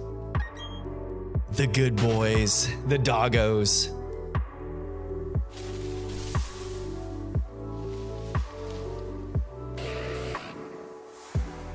Like the, what is it, the Zygarde 25% form? The dog form, the 25% form? I can't remember exactly, but the Zygarde dog form is pretty sweet. Pretty nifty. I love cats also. Nice. It's a Doberman too. Yeah. I hate Perugly because it's ugly. Oh no. Perugly is just a big fat cat. It reminds me of cartoon cats so much. Like the stereotypical fat cartoon cat that you get, that's a Perugly. Game Freak just took the stereotypical cartoon cat of like the 90s and early 2000s and just made it into a Pokemon. They're like, hey, this is gonna sit well with others. It's better as a Glameow. Not really a big fan of either Glameow or Perugly, to be honest. But that's not because of the design. It's just I'm not a huge fan of that line. I don't know that I've even used those Pokemon in a playthrough or anything of that sort. Nuts says that I'm a Bronzor fan. Nice. Bronzor's cool. I've been wanting to like use Bronzor in a playthrough for one reason or another. I haven't found a reason to do so just yet, but I'm sure I will. Maybe like a psychic monotype run would be cool. A psychic only type run. Use Bronzor as like a steel and psychic type. Kind of fill some roles there. Zeraora is my favorite mythical, Tomboy Gamerwolf says. I think you mentioned that before in stream, Gamerwolf, that the Zeraora is your favorite mythical. I do like Zeraora. And electric typing is my favorite type.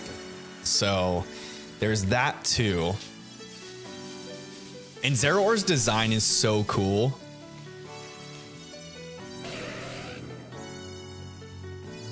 I think Zeraora's design is like super neat. Oh, it's night time? Hang tight, fam.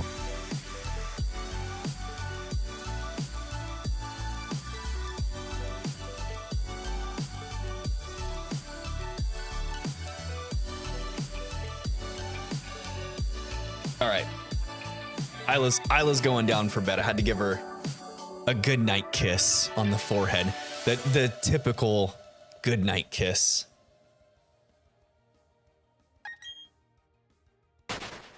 It's so strikingly cool, Zeraora. And even the fact it has a cool signature move. Yeah, it's a pretty cool Pokemon.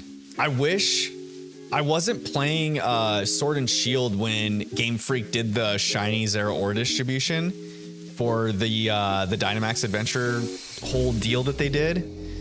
And I'm kind of sad about it because I really wish I had that shiny in my collection.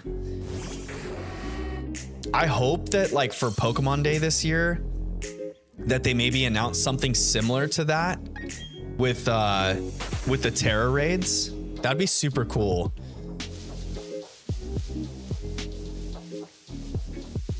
I was pretty excited about the Meloetta thing too. The shiny Meloetta that you get in home for completing your all the Pokedex entries in Scarlet and Violet and the DLC entries. That was super cool. I think that's such a good way for them to do like event style shiny mythical distributions and make it to where you can always obtain them. That is such a clever idea in utilizing home and the dex completion. One time I did a 1v1 Zeraora versus Zeraora battle on stream, and my TT and I won. Wait.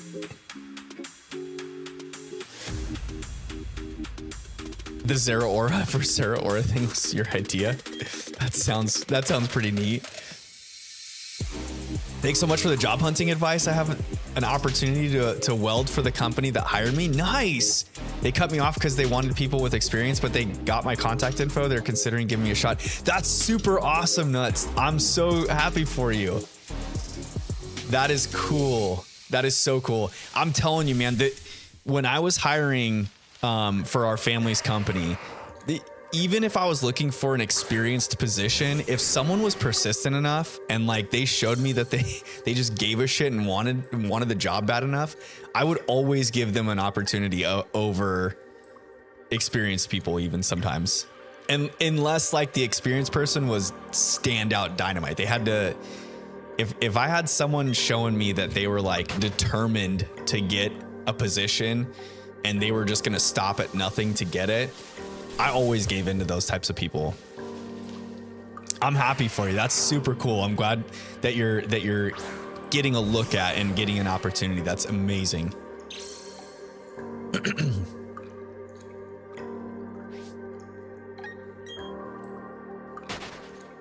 Have you done like welding classes or anything of that sort, or just like just doing welding in shop classes in school?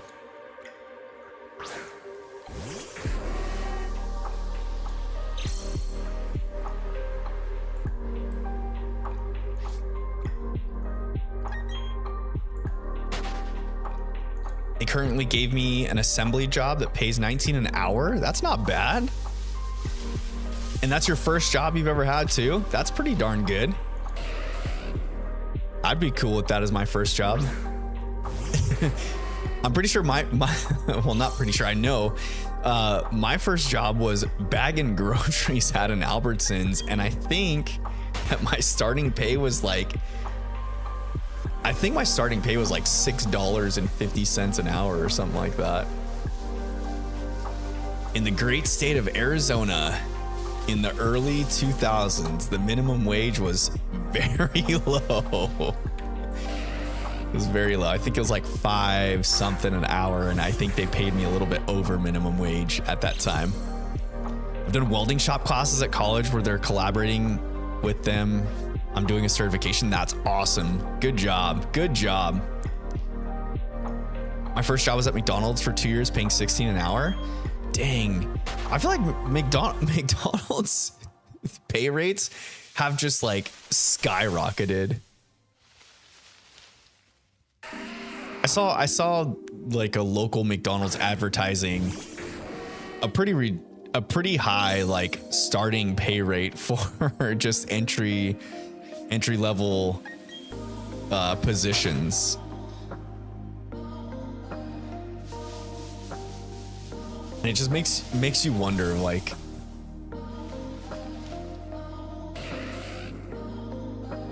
I know that people like to assume that, hey, if the minimum wage goes up, then I'm gonna make more money.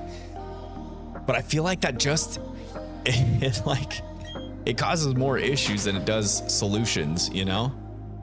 Because in general, when minimum wage goes up, then that means business owners, like, expenses and everything goes up as well. The cost of goods goes up to compensate for that.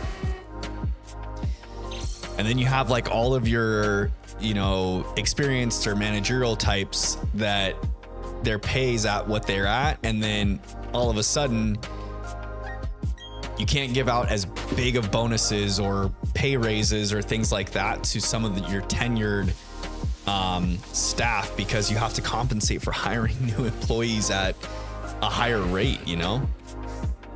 Or I think what generally happens, like with groceries and like bought goods, the price just increases on them. So then the minimum wage increase doesn't even help, because like the cost of living ends up going up anyways. I feel like it's just a vicious cycle.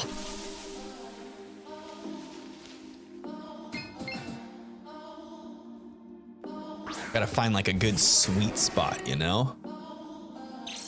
Making sure that starting wage jobs are paying good for what they hire for, you know?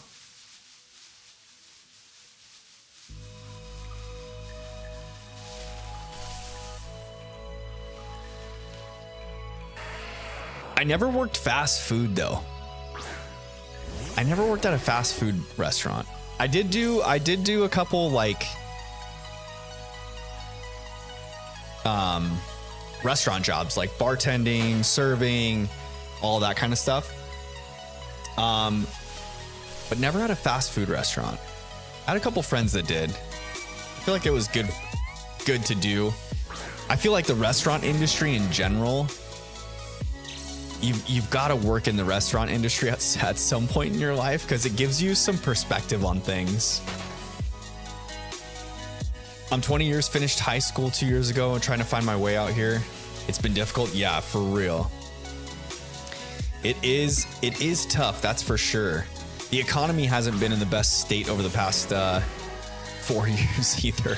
So hopefully we start to see a little bit of a turnaround here in the coming years. Hopefully things will find its way through in the coming years.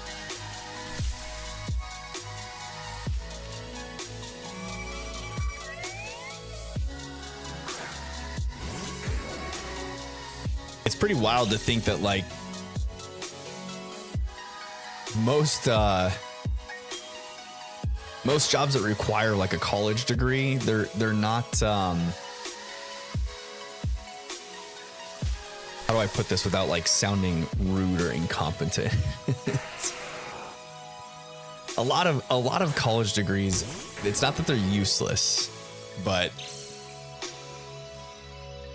you get a lot of people out here with college debt that aren't necessarily making a dent into that college debt, because a lot of the jobs that people are getting out of college, unless they're in like law, medical, or like some sort of business venture that requires that aspect of you,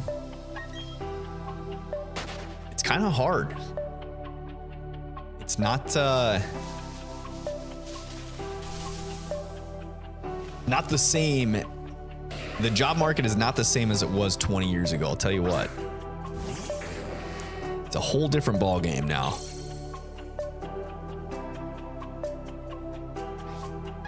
And people making money in so many different ways. It's pretty wild. Pretty wild and crazy.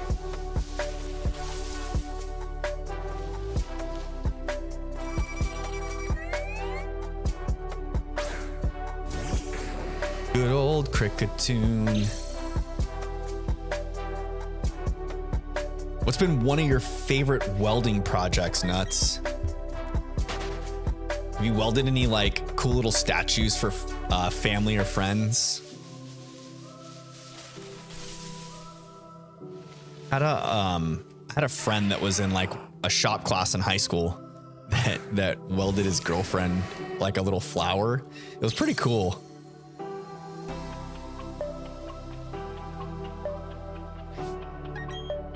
Pretty trick, I would say. Pretty nifty. I don't know all the terms or anything, or what the different types of welds are or anything like that, but it turned out neat. And his girlfriend liked it, so that's all that matters.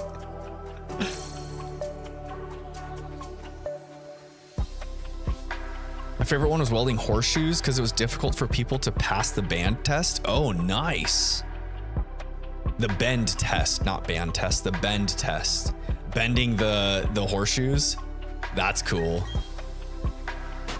Was that a pretty fun technique to learn too? Bending the metal. There's something about like those types of tasks too, like any tasks that you build with your hands, like wood carving, wood shop type stuff, furniture building, welding, plumbing. There's just like a prideful aspect to it, you know? And you can always tell when you're looking at someone's work, like even if they're not the most skilled person, you can tell how much they care about it by like some of the craftsmanship, you know?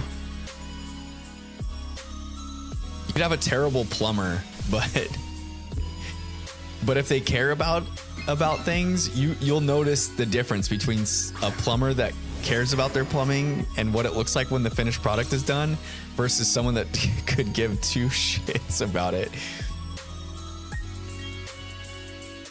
Being in the pool industry for as long as I have, I've seen some pretty wild plumbing jobs, I'll tell you what.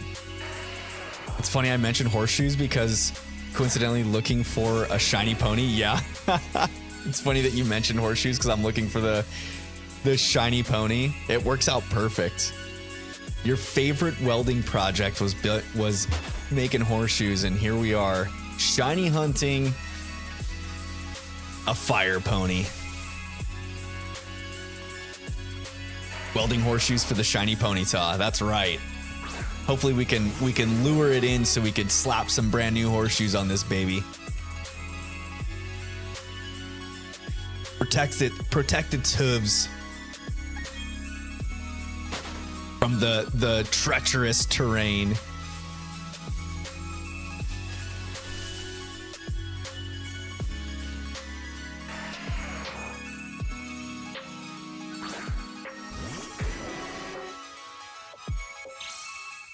I feel like I've been doing a pretty bad job of keeping the count correct tonight. Either that or maybe I was just like double counting encounters on the last stream, because I feel like I think I went through 400 encounters last stream. What am I at right now? Started out tonight at 1,420. I guess not. Because it's only 2 hours into stream and we're trucking away.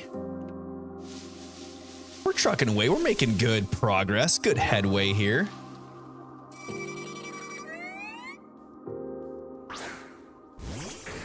Making moves. Oops. I accidentally clicked off. There we go.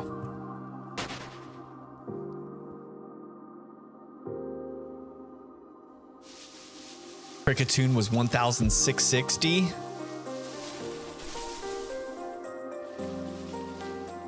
Oh, you couldn't have blue flames.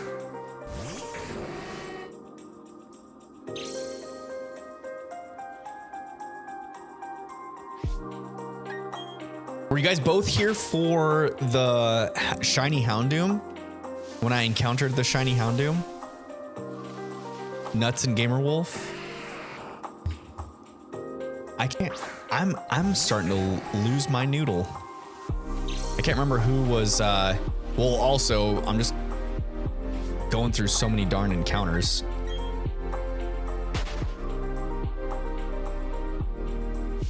I feel like when I found the shiny Chimchar, I think I only had like a couple viewers in stream, and then the very next stream when we had it, everyone was like, "Oh my god, you found it!" and I left stream too early. Nuts says, I think I was there for Houndoom, but not the Chimchar. Yeah, I was gonna say I think the Chimchar, there was only like a couple viewers in stream because I got it literally like at the end of stream. I got the Chimchar and then ended stream like shortly after. I think I got to the next, I got Chimchar and then got to the next town. So I probably streamed for maybe 20 minutes after the Chimchar was found. And oh shoot, I think I double clicked that one.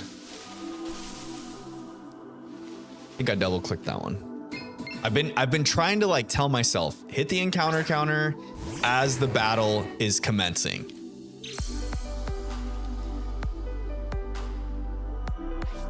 Gamerwolf says those blue flames will burn and shine. Yes, they will. Yes, they will. When they do, we will be ready. We'll be ready to catch and conquer.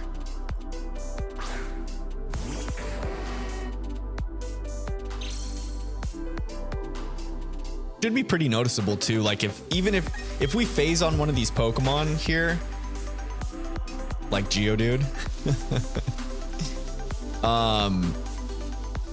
it's gonna be pretty noticeable as soon as they're on screen, which is pretty nice because like Geodude is a gold color. If we phase on a Zubat, it's green instead of blue.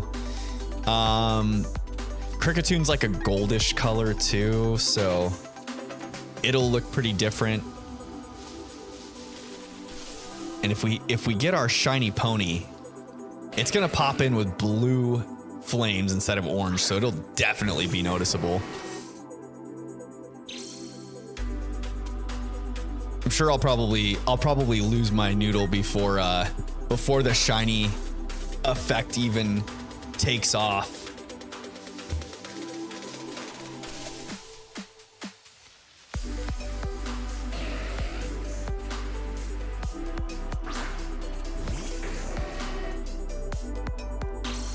The shiny Houndoom was such a crazy one though. It's gonna be a while before that one escapes the recent memory. That one was too good, man. I was not expecting it at all either. It was the very next stream after the Chimchar find. We got to the next town. Oh no, it wasn't after the Chimchar find. It was like, I think the very next stream was the badge, collection and then the stream after that. So we probably had like one stream in between. And then boom, Houndoom.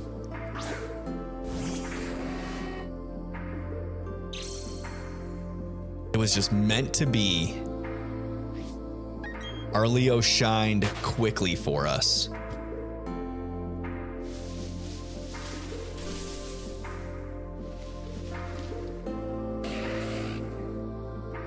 But yeah, if we do phase on, if this phase ends up being a shiny Geodude, definitely going to be naming it Krang. And then I think Kricketune gonna be the Bebop. If we get a shiny Kricketune, we'll be naming it Bebop.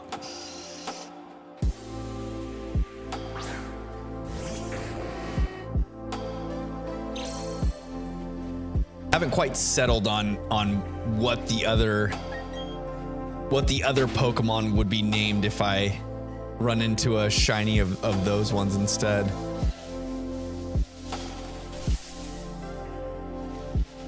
Spike Spiegel for Kricketune?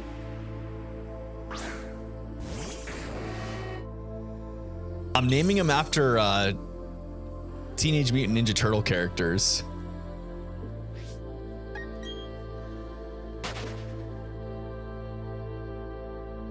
The whole naming theme of this playthrough is going to be all TMNT characters.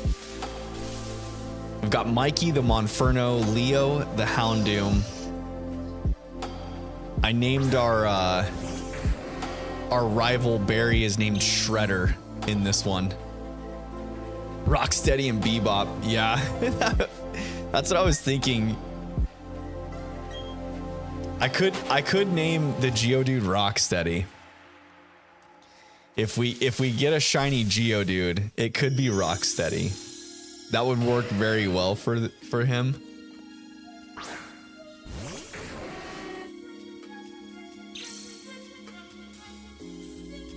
We'll see. I've been feeling like if I get to that point that I would name him Krang, just because Geodude is just a floating ball with arms, and it kind of reminds me of Krang, the little blob with his little tentacles, you know. But I don't know. I'm having second thoughts again. Maybe I will.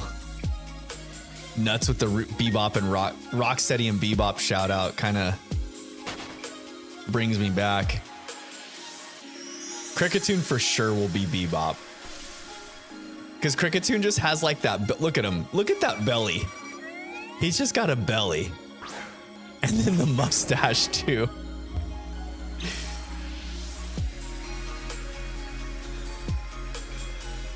He's definitely gonna be Bebop if we get him shiny.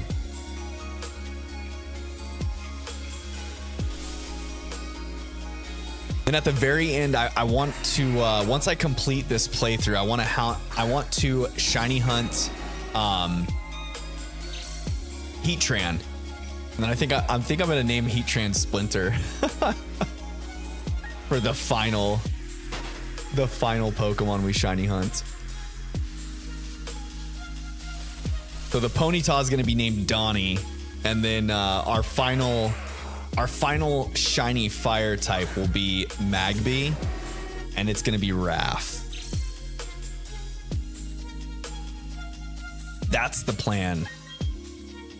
The naming scheme has been pretty set in stone since early on. I can't remember if I settled on it when I first started streaming this, or if I did before the playthrough, but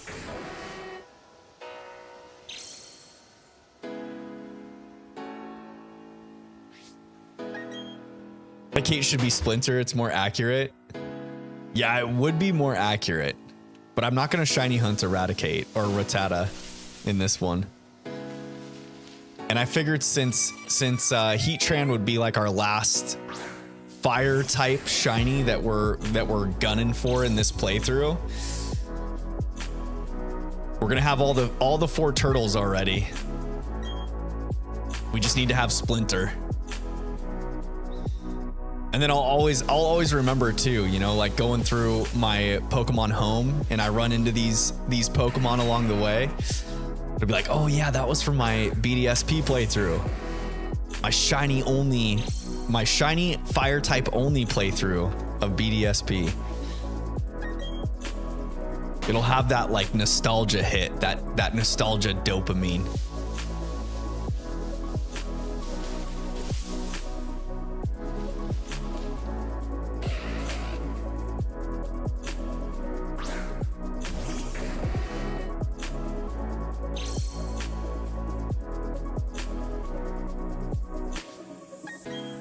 Some point I do want to actually finally play through Let's Go Pikachu, and I'm pretty sure that there's a trainer that you can trade regular Raticate for a Alolan, or maybe it's Rattata. I don't know for sure because I haven't actually played through that game. But I want to shiny hunt in that game that way through the trade.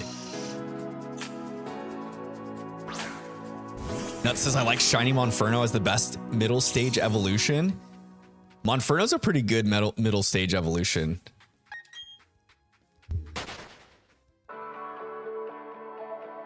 My favorite middle stage starter evolution though is Grotle. Grotle's so good.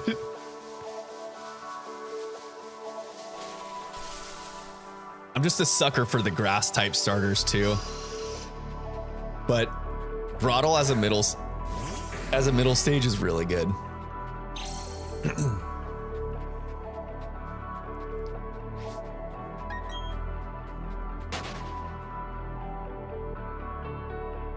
Monferno is a cool monkey. He really is. I like when their designs embody like that nice, like cool, but also kind of cute aspect to them that you want in your starter Pokemon, you know? Like, I feel like Game Freak kind of always tries to, with the starter Pokemon especially, have like the starter form is like a cute, basic, bubbly type. And then when they evolve on, it's like that middle stage, like preteen almost type idea behind it. And then when you get your final evolution, you've just got like the peak design of the starters, you know? In most cases, I know not all starters are created equal. But I think Game Freak did a pretty darn good job with Monferno. I'd have to hand it to him. I also like Florigato from the newest games. I think Florigato is pretty darn good middle stage design.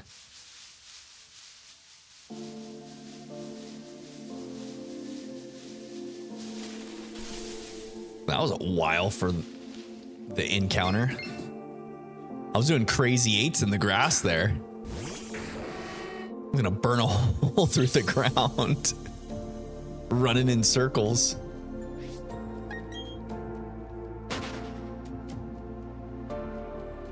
Get myself all hyped up. Yoink.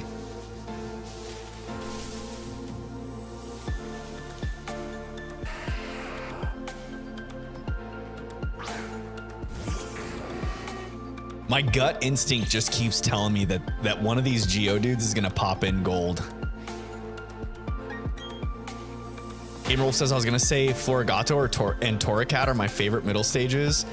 They're both so cool in their teenage phase. Yeah, Torracat's actually a really good one too. I love Florigato's design. Like I'm not like partial or impartial towards the bipedal stuff.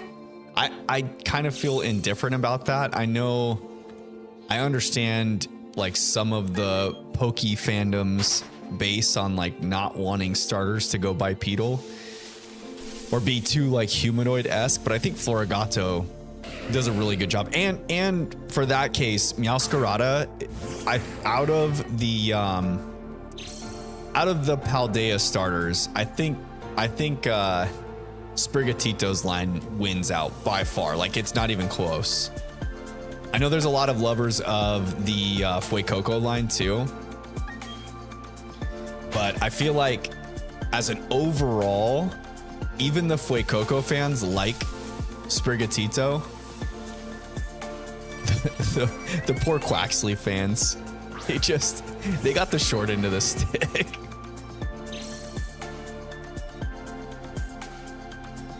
The is it Quaxwell is the middle stage evolution for that line?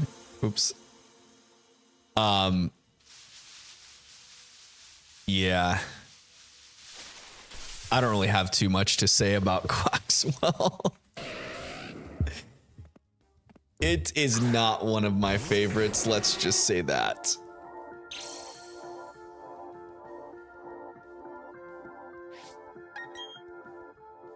Its hair kind of reminds me of Guile from Street Fighter though. Like how it's got that pompadour, you know?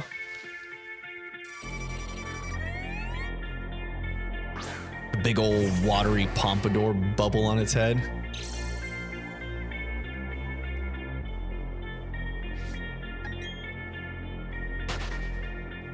Oops. Meowscarada's signature move is so sick with both the fact it gets always crits and never misses. Yeah, it's awesome. I freaking love that move. I feel like they did a good job with toning the power creep down too in the Paldea Pokemon. Cause like even Meowscarada's attack there with the always crit and never miss. It's balanced out because its base power isn't like through the roof, you know?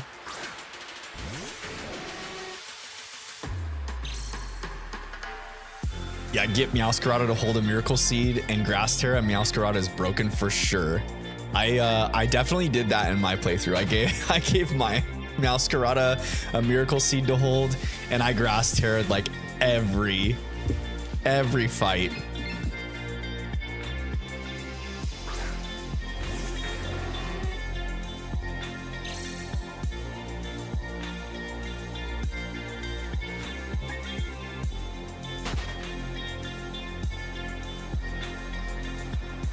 Meowscarada was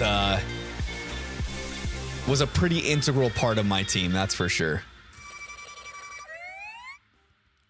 I think that might add to the fact of why I like that that starter line as much as I do too. I think the design's pretty decent too. Like it's not. I feel like sometimes the designs for Pokemon can be a little bit lazy at times. And I think Meowscarada, like the whole Sprigatito line was really, really well done. Really well done. I think the Quaxley line was just, I think they had good intentions, but they missed the mark. The execution could have been better.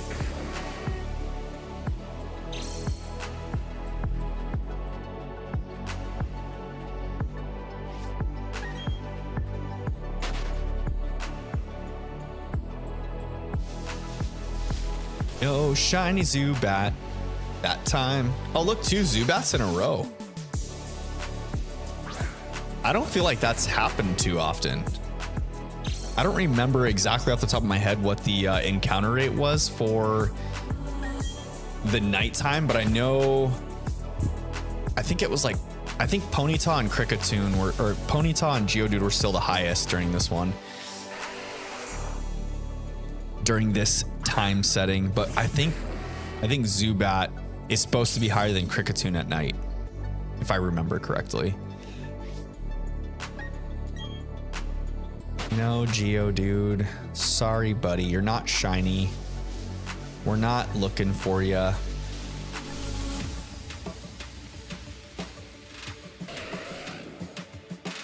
In your Violet game, Gamer Wolf, you're probably typing more. I jumped the gun and started reading the message too soon. Da, da, da, da, da. Do, do, do, do, do, do, do, do, do.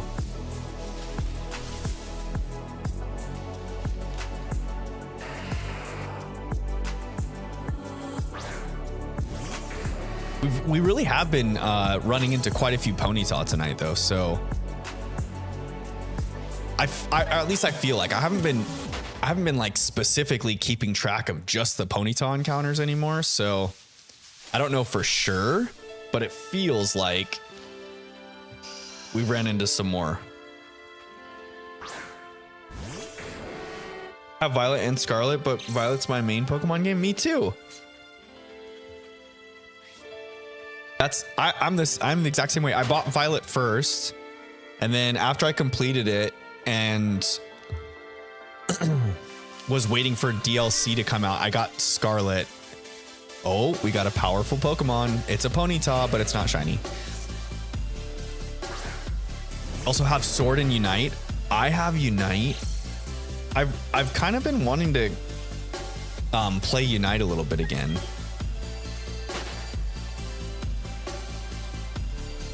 Got the game when it first, like when it launched, and I was, oh my god, it's shiny Geodude. I told you guys.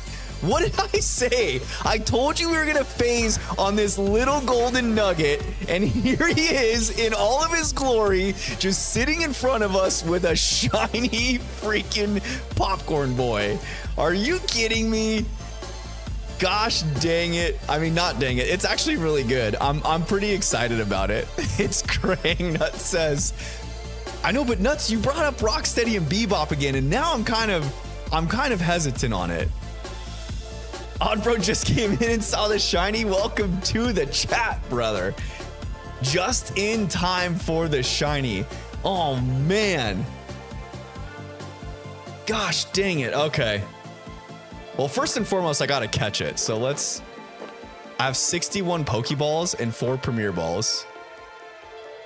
Let's just start using some Pokeballs. Let's just throw them and go for it. Oh, dude, first throw and everything? What? Goodness. All right, what am I naming it Krang? Are we settled on Krang? Is this Krang or Rocksteady? Arrived at the perfect time. Yes.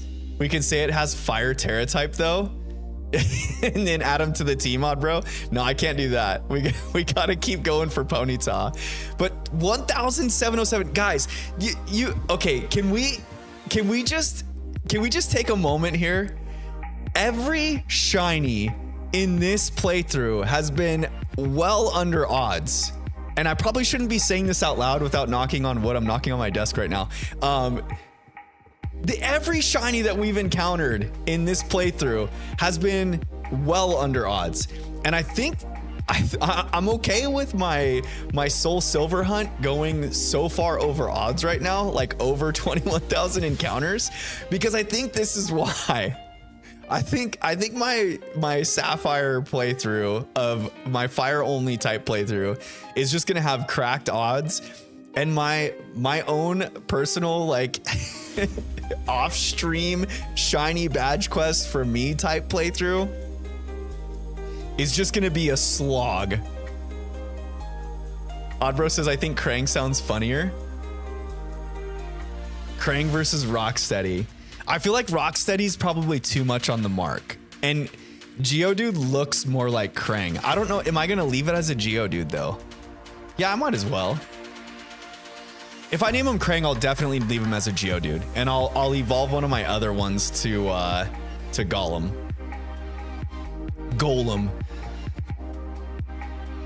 Krang. Nut says Krang. Oddbro says Krang. I was pretty settled on Krang to start out stream.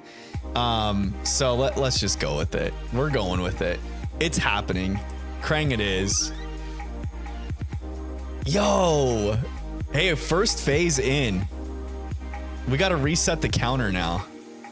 Reset the counter.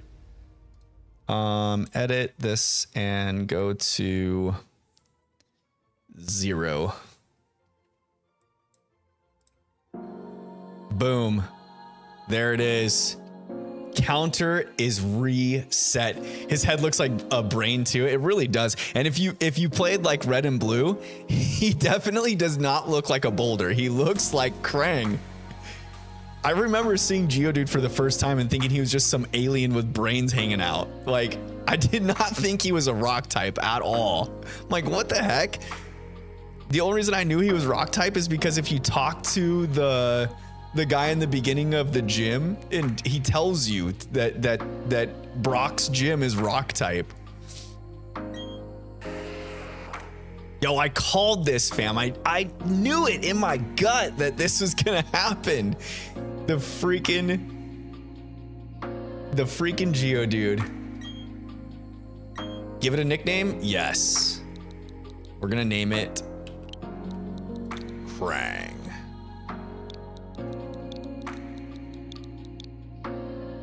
There we go, fam. Krang has been added to the party. We're just gonna leave him in the party for now. Just because. Oh, actually, yeah, it won't matter because we're not gonna be battling anything. I feel like I need to add it. All right, phase 1 down. Phase 1 down. Crispy says you can only catch fire Pokemon. I'm not gonna knock out the shinies, Crispy. We're gonna take the shinies when they come. You crazy man, you. What do you think I am? Some kind of psychopath? I can't be knocking shinies out. Especially 4096 shinies.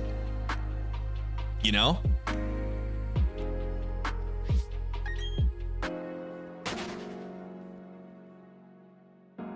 If I sold Krang, how many Poké-Dollars would you get? Maybe 1. No, wait. What's the nuggets worth 5,000 Poké-Dollars? It'd be 5,000. You got to knock out the other shinies, Crispy says. No, not happening. We're catching them and naming them after the villains of the Turtle series of the TMNT. Because they're like villains that have gotten, you know, in the way of the shiny. Crispy, you're crazy. We're not knocking shinies out over here. I'm not that cruel.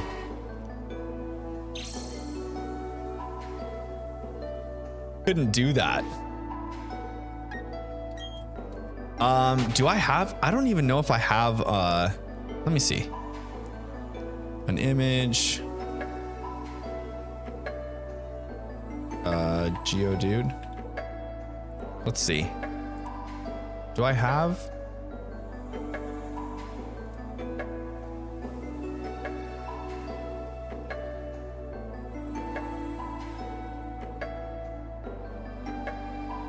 Tiny Pokemon gifts. I've got Graveler there. No Geodude though. All right, let me.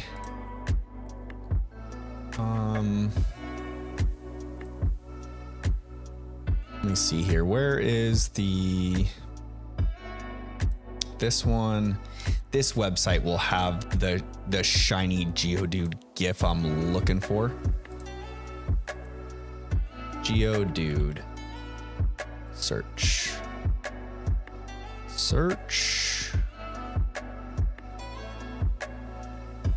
Gosh, this website is so slow though.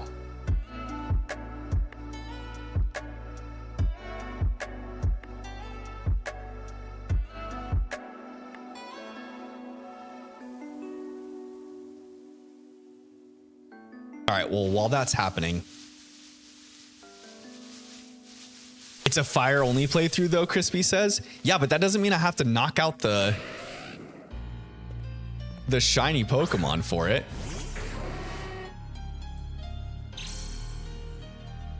Just because it's a fire type only playthrough doesn't mean I have to be so cruel as to knock them out. I'm not in.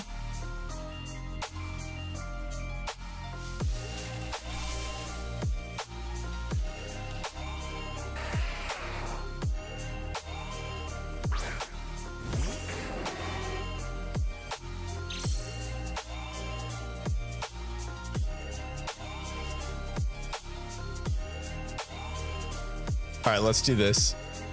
I'm gonna add Geodude. Oops.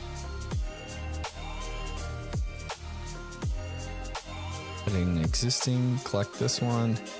And you go to properties, find the image here. There we go. We got our boy. Oh no. Oh, why do I have that twice? Let's delete this one. Yeah, there we go. All right. And run from this one. There we go, fam. Now we got Krang down in the team.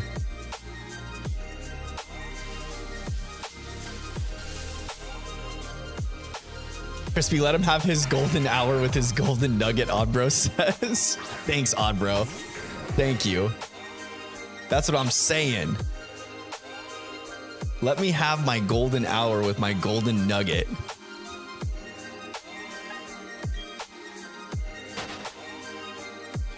AOing the shinies wouldn't be fire now, would it? Tomboy Gamerwolf says. Shiny Rock is in your team / PC, so makes it a part of your playthrough. Yeah. And what are you trying to say here, Crispy? That I need to knock it out? I need to release it to the wild? I'm not going to. My playthrough. I'm gonna do it this way. I did say it, actually, I think on the very first stream, I said that if we phased on a Pokemon, we're gonna name it after the villains and keep it in the box.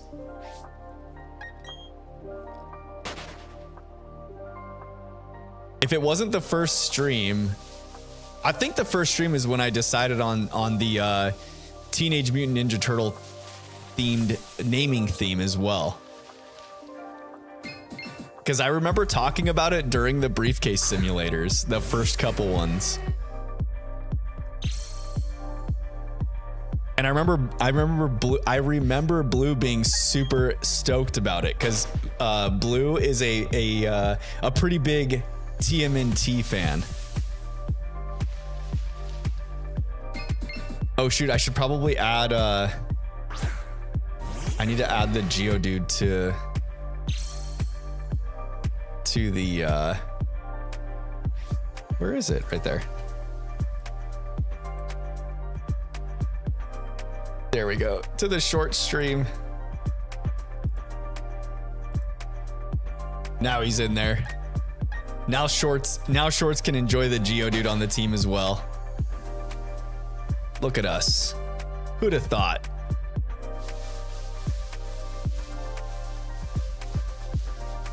You should name any non-fire type shinies you get after the TMNT villains. That's what we're doing, Odd Bro. That's what we're doing. Any of the non-fire type shinies that we phase and catch, they're being named after the villains. The villains of the TMNT.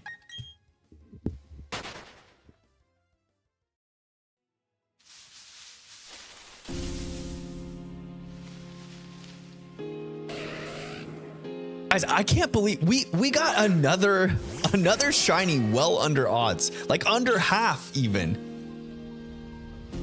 1,707 encounters, and we got another shiny.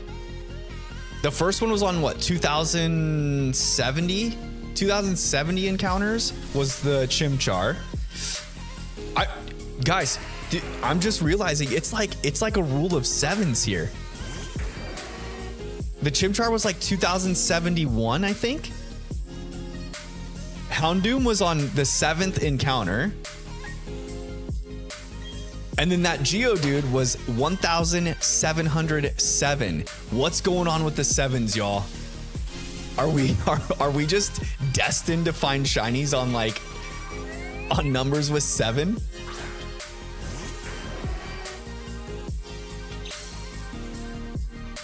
Is there some mystical stuff happening behind the scenes that we don't know about? Is 7 like secretly my lucky number? What is happening? We need to know. Guys, I still can't believe that. Oh man. I called it too. I called out the freaking, I knew it. I had that gut feeling from the start of this hunt. I just remember we saw so many of these stinking little rock boys. Look at them. They keep coming in and saying hi to us too.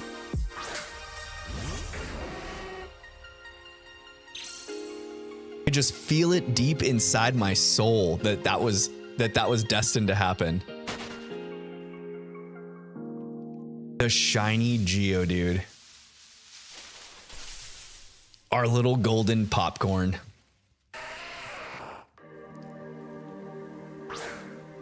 What is that, like 4 Geodude in a row now?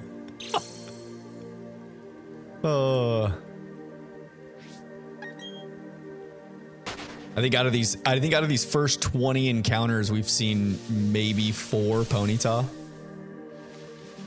as one shows up. It would be like that. It would be that way. Our target shows up, not shiny.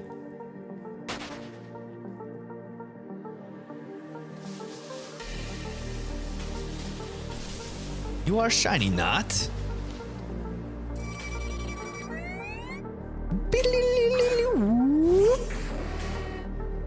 I kind of want one of these Crickettoons to show up shiny. I mean, I don't, but like I do.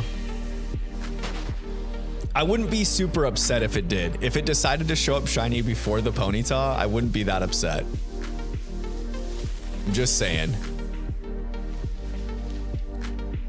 I know you guys probably want to see the playthrough continue on and the Ponyta be found and caught. But a Crickettoon would be pretty freaking sweet. Not gonna lie.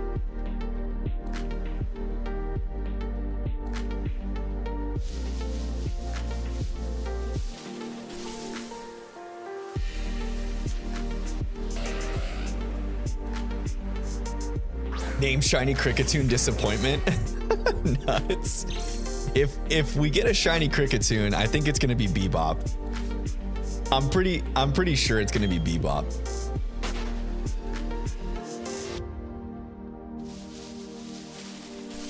Or maybe Baxter for Baxter Stockman. Superfly. I feel like I could name it Baxter and then name Zubat Superfly. If we phase on Zubat. Gamerwolf says, I'm going to hit the hay. Have a good stream. Hope you get that shiny pony. Later, guys, and good night. Hey, thank you so much for hanging out with us tonight, Gamerwolf. I appreciate you, and we'll see you on the next stream. Sleep well, my friend.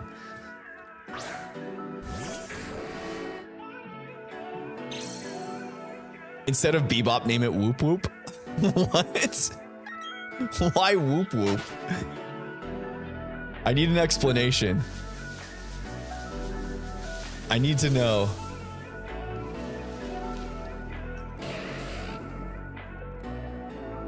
It can't be Whoop Whoop.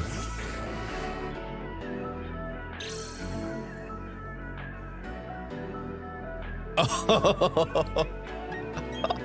Because yeah, that makes sense. I wonder how many times I've repeated the Crickettoon on stream. It's been a lot because I think almost every time I mimic the Crickettoon.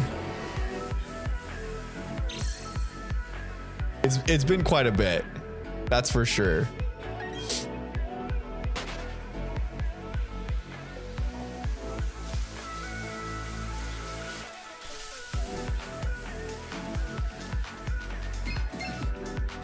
That's what Bebop's name would be if he was a Cricketune. Whoop. That's because that's all they could say.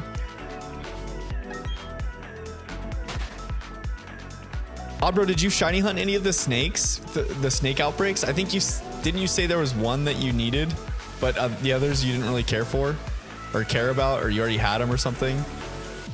A strong Zubat.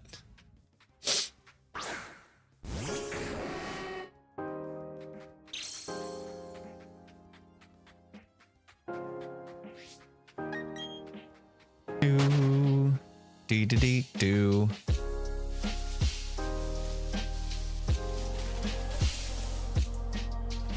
Two of them you have, and the third one you just don't like the shiny very much.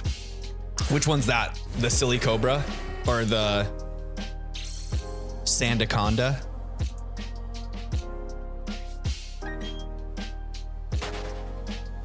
The Seviper shiny's so good.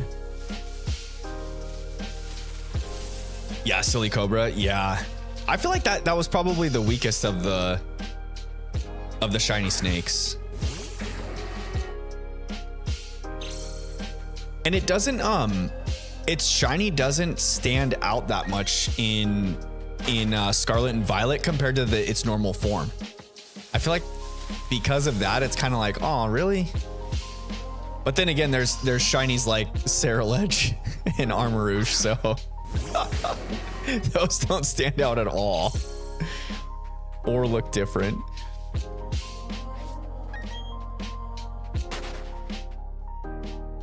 Yeah, the Silly Cobra hunt was kind of tough. You had to like really keep an eye out for the eyes on that one. It was not easy, that's for sure.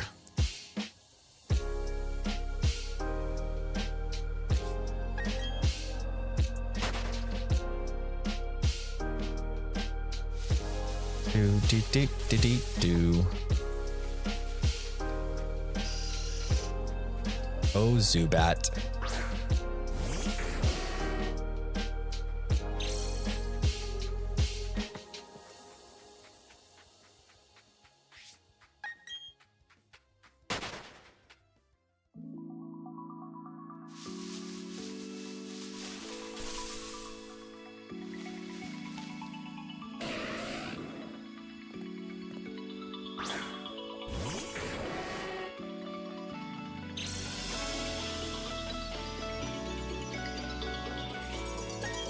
I'm gonna have to go back to like some of the past streams and find clips of myself talking about phasing on Geodude now.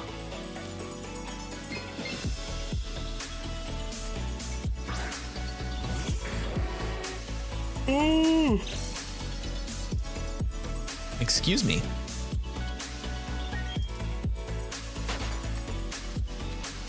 I have Seviper because I saw it under a tree and thought it looked weird, but I wasn't convinced it was shiny. I ran into it, it sparkled, and I screamed so loud my dad came to my room to check on me.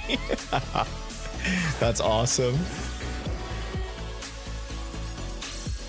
Seviper is such a good one. That change from the yellow to the green, it's like a bright green though, and so it makes it just stand out so much more. I loved it. I thought it was great. Great. Super good. On a shiny Alpha Frostlass and Arceus? Yo, congrats, Nuts. That's sweet. Look at us. I'm over here phasing on Geodude and you're finding Alpha Frostlass. The sparkle startled me more than anything. You weren't expecting it, you just ran into it like, hey, this thing looks odd. Can't be shiny though. Shinies aren't that common, and then boom.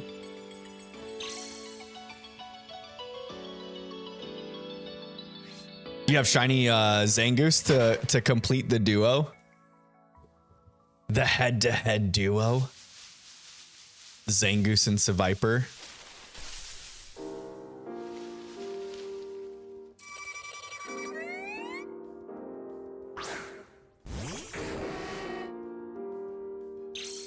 Shiny Alpha Frostlass, not just any Frostlass. What was it? The one that's underground? Nuts. Did you go to the cave that the Alpha Frostlass spawns in, or did you have some sort of outbreak? I do like the outbreaks in Arceus, cycling through them and getting like alpha spawning out of nowhere. It's so cool. Never thought about getting Zangoose as well, but it's a nice idea. Heck yeah, if you have Seviper, you got to get Zangoose now. Maybe within like the upcoming outbreaks, maybe we'll get a Zangoose outbreak event. Who knows? I really like the Scarlet and Violet outbreak events though. I know it makes it like super easy to find the shinies, but it's so nice to make it to where you don't have to like spend too much time shiny hunting for some of these Pokemon, you know?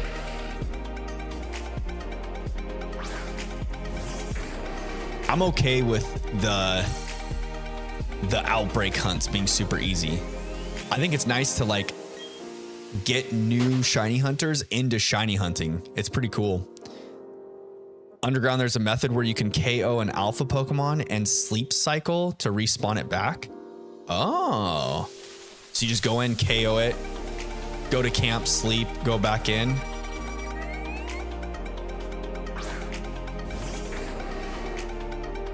Over and over and over until you get it. That's pretty cool. Oh, and if you sleep cycle, you can get like Masuda method odds, or are you talking about the outbreak events? The outbreak events, if you have Shiny Charm and you KO the Pokemon and make a sandwich, I think it can get down to 512. I'd have to double check.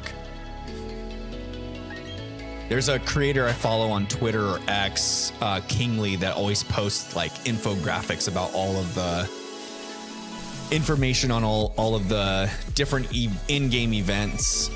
He does a really good job too. There's like some really cool looking stuff. Super clean work. I love all the infographics that he makes.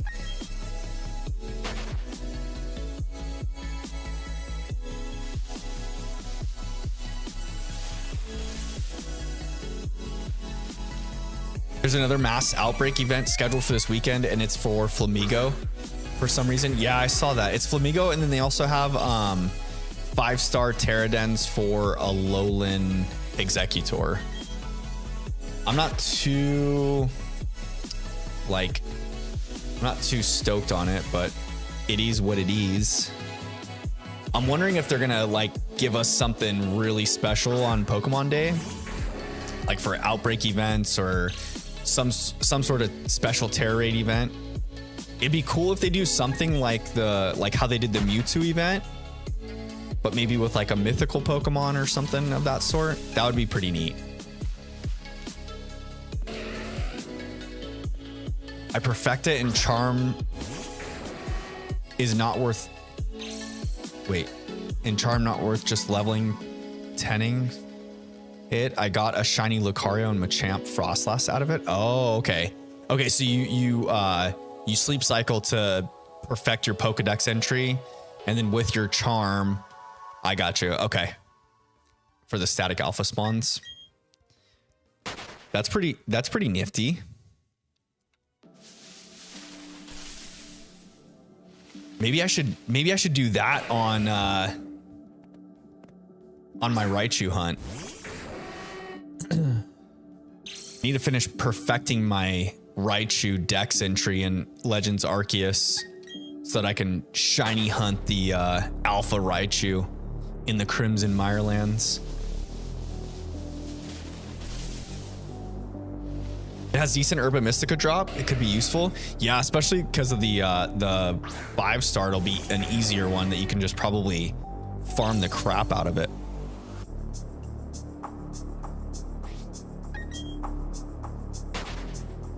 Did they is it on Cerebi yet, Oddbro? Does it show if Is it 3% drop chance for all of the Herba Mystica again?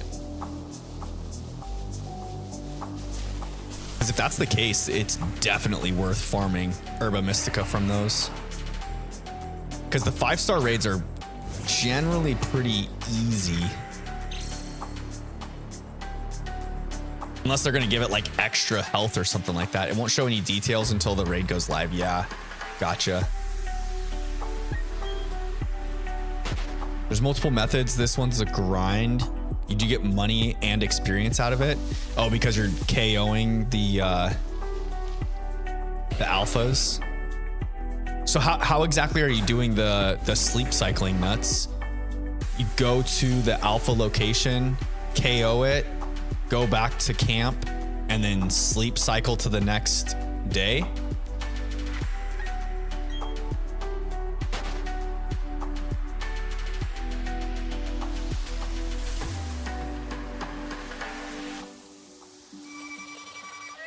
And then because you're KOing the Pokemon, you're making that Poké dollars for your Dex entries.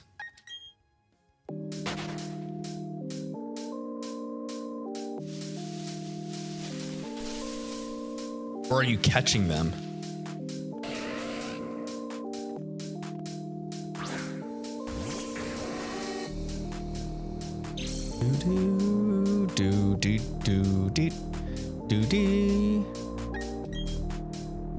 I've pretty much consistently had like a couple viewers just lurking over in shorts chat all night, which has kind of been cool. Cause like the past, I don't know, probably 3 streams or so, it seems like I'll have like a major spike in viewers in shorts and then they just go away, or everyone jumps into to regular chat or to regular stream, and then like my viewer count on shorts just completely dies. But it's been pretty nice over there. No chatters, but a couple people have been either sitting there the whole time or cycling in and out. So that's kind of cool.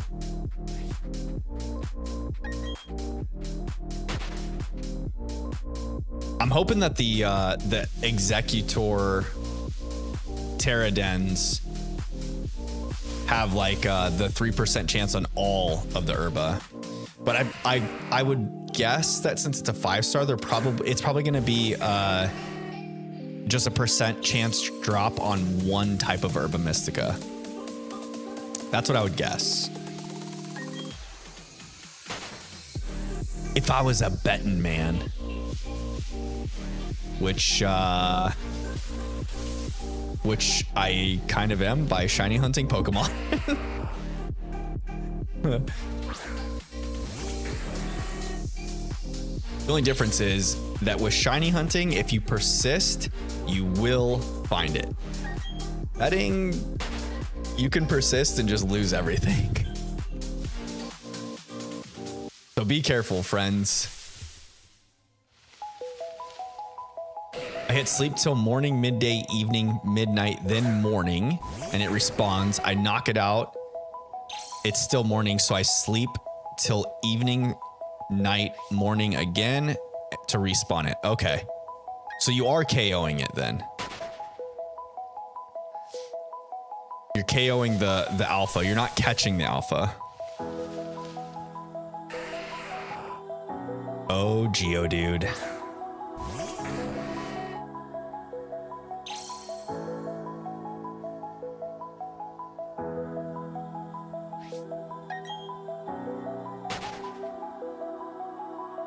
The shiny our golden nugget. Freaking knew it, fam. I knew we were gonna phase on that Geodude. I mean, not that one specifically, but I knew we were gonna phase on Geodude. It was like destiny. It's like I spoke it into existence.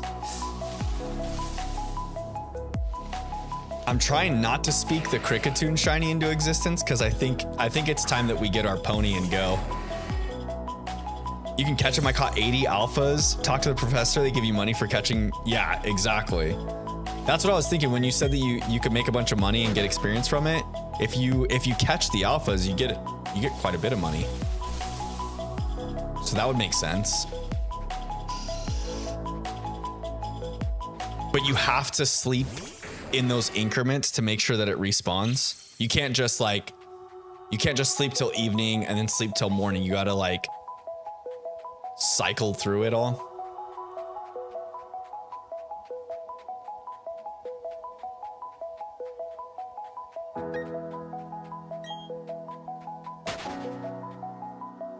Can't remember if I hit the counter on that Zubat or not, so I just hit it. I just hit it up another tick. Another ticky tick. Tiki taka.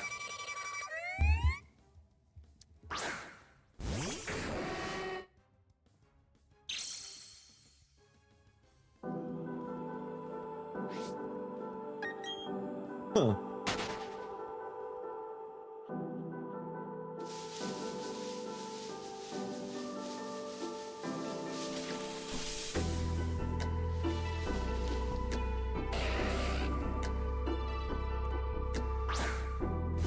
Oh, Ponyta, you little boy. What time is it right now? Ooh, it's 9:30. It's almost 3 hours of streaming here.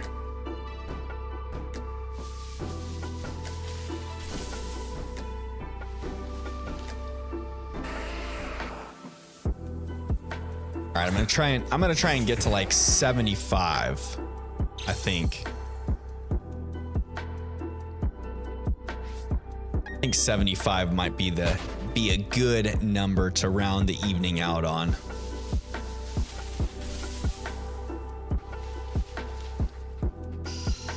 Before we call it. Ralph, what's going on, buddy? Welcome to the stream, Ralph. Ralph, you missed it. I phased on Geodude. Phased on Geodude. We caught it and named it Krang.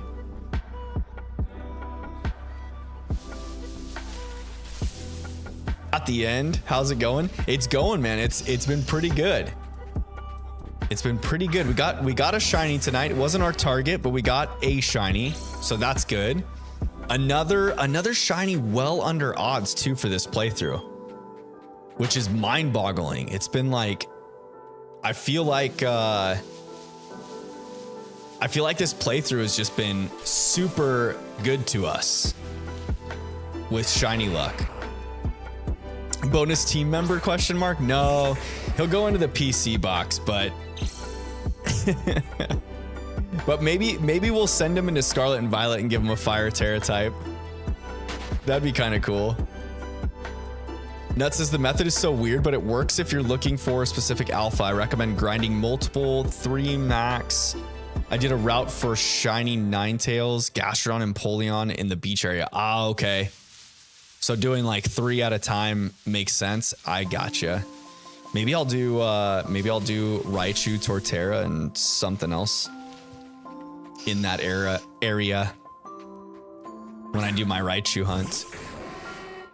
I was thinking about just doing the typical like fly route method and like check some of the other shiny or other alphas at the same time. Bro has a Fire Terra type. I might send him into Scarlet and Violet and give him a Fire Terra type. I think that'd be cool.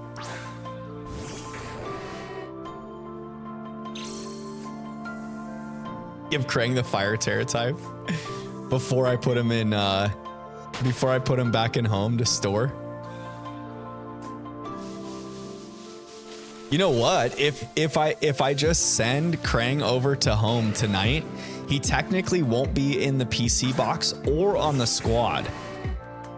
So that would kind of debunk Crispy's part of the playthrough idea.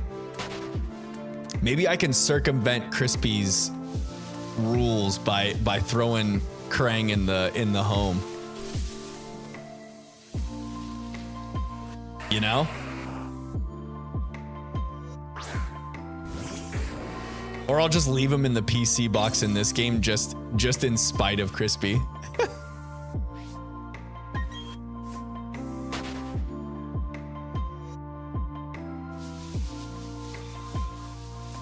That could be the other option. Option 1 or 2. That's 75 encounters right there, y'all. I'm gonna go to 80. The ponyta landed on the last encounter. We gotta keep going. 5. What's 5 more? And then you say it 20 times, and it becomes 100. What's 5 more? Keep going. Just keep rolling with the homies.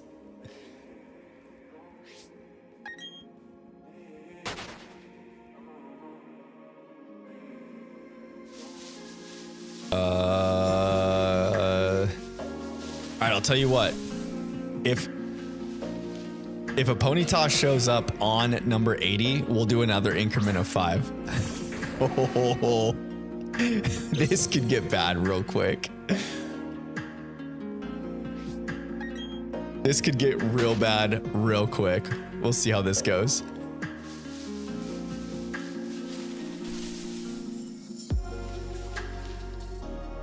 There's some downsides if you close the game after you saved the last time you knocked him out.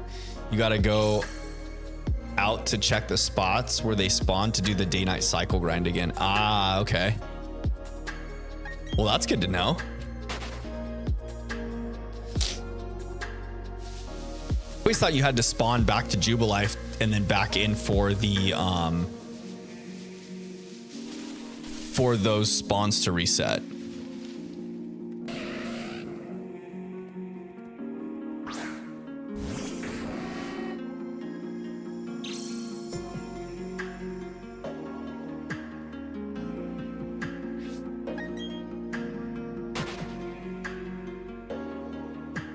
All right. This will be the last encounter if it's not a ponyta. Oh, strong Pokemon. It's a ponyta. Oh, God. 5 more. All right, let's go. Let's go. I said it, and you guys know I'm a man of my word. I have to keep... Oh, shoot. I have to keep that promise to you guys. Another 5. 85 it is. 81 is a Cricketune. Let's see how deep into this we can get. Oh man. Bro's gonna end up at over 100 before ending it, for real. I think that might happen. Let's see. 2 Cricketune. Okay. 2 Cricketune. We're all right. The next mon is going to be a Zubat. Did you go back and count all the encounters? I did. It was at the Geodude showed up at 1,707 encounters, Ralph. So I mentioned that right before you got into stream. Is it seems like the number 7 is kind of like a looming number for us, because our Chimchar came at, I think it was 2,071 encounters or something like that, or 2,072 maybe. And then the Houndoom was in 7 encounters. And then the Geodude phase tonight was on 1,707 encounters. So it seems like this playthrough likes to give us shinies on the number 7 for some reason. So we'll see. We'll see what happens. Watch me get a shiny on 85. It just breaks the chain. All right, we're good. Geodude number 85. It's not a shiny Pokemon. So with that, guys, I am going to call it there. I hope you guys had a wonderful evening hanging out with me tonight. I thank you guys so much for hanging out with me. If you haven't already, please drop a like, hit that thumbs up button for me on the stream. It does help out a ton. It pushes the video out to the YouTube space, and encourages others to come in and join the fam bam so we can shiny hunt and play through Pokemon games together. But anywho, no stream on Sunday this weekend. I will be back a week from today on Tuesday next week to stream some more shiny hunting. We will try and find our blue flamed pony then. And then besides that, keep posting your shinies in the Discord, y'all. Hit me up in Discord if you want to chat, and we will talk again soon. I'll see you guys next week on Taco Tuesday. Make sure you eat your tacos, have your stories ready. Let me know what you're having, and I'll see you guys all then. Good night, y'all.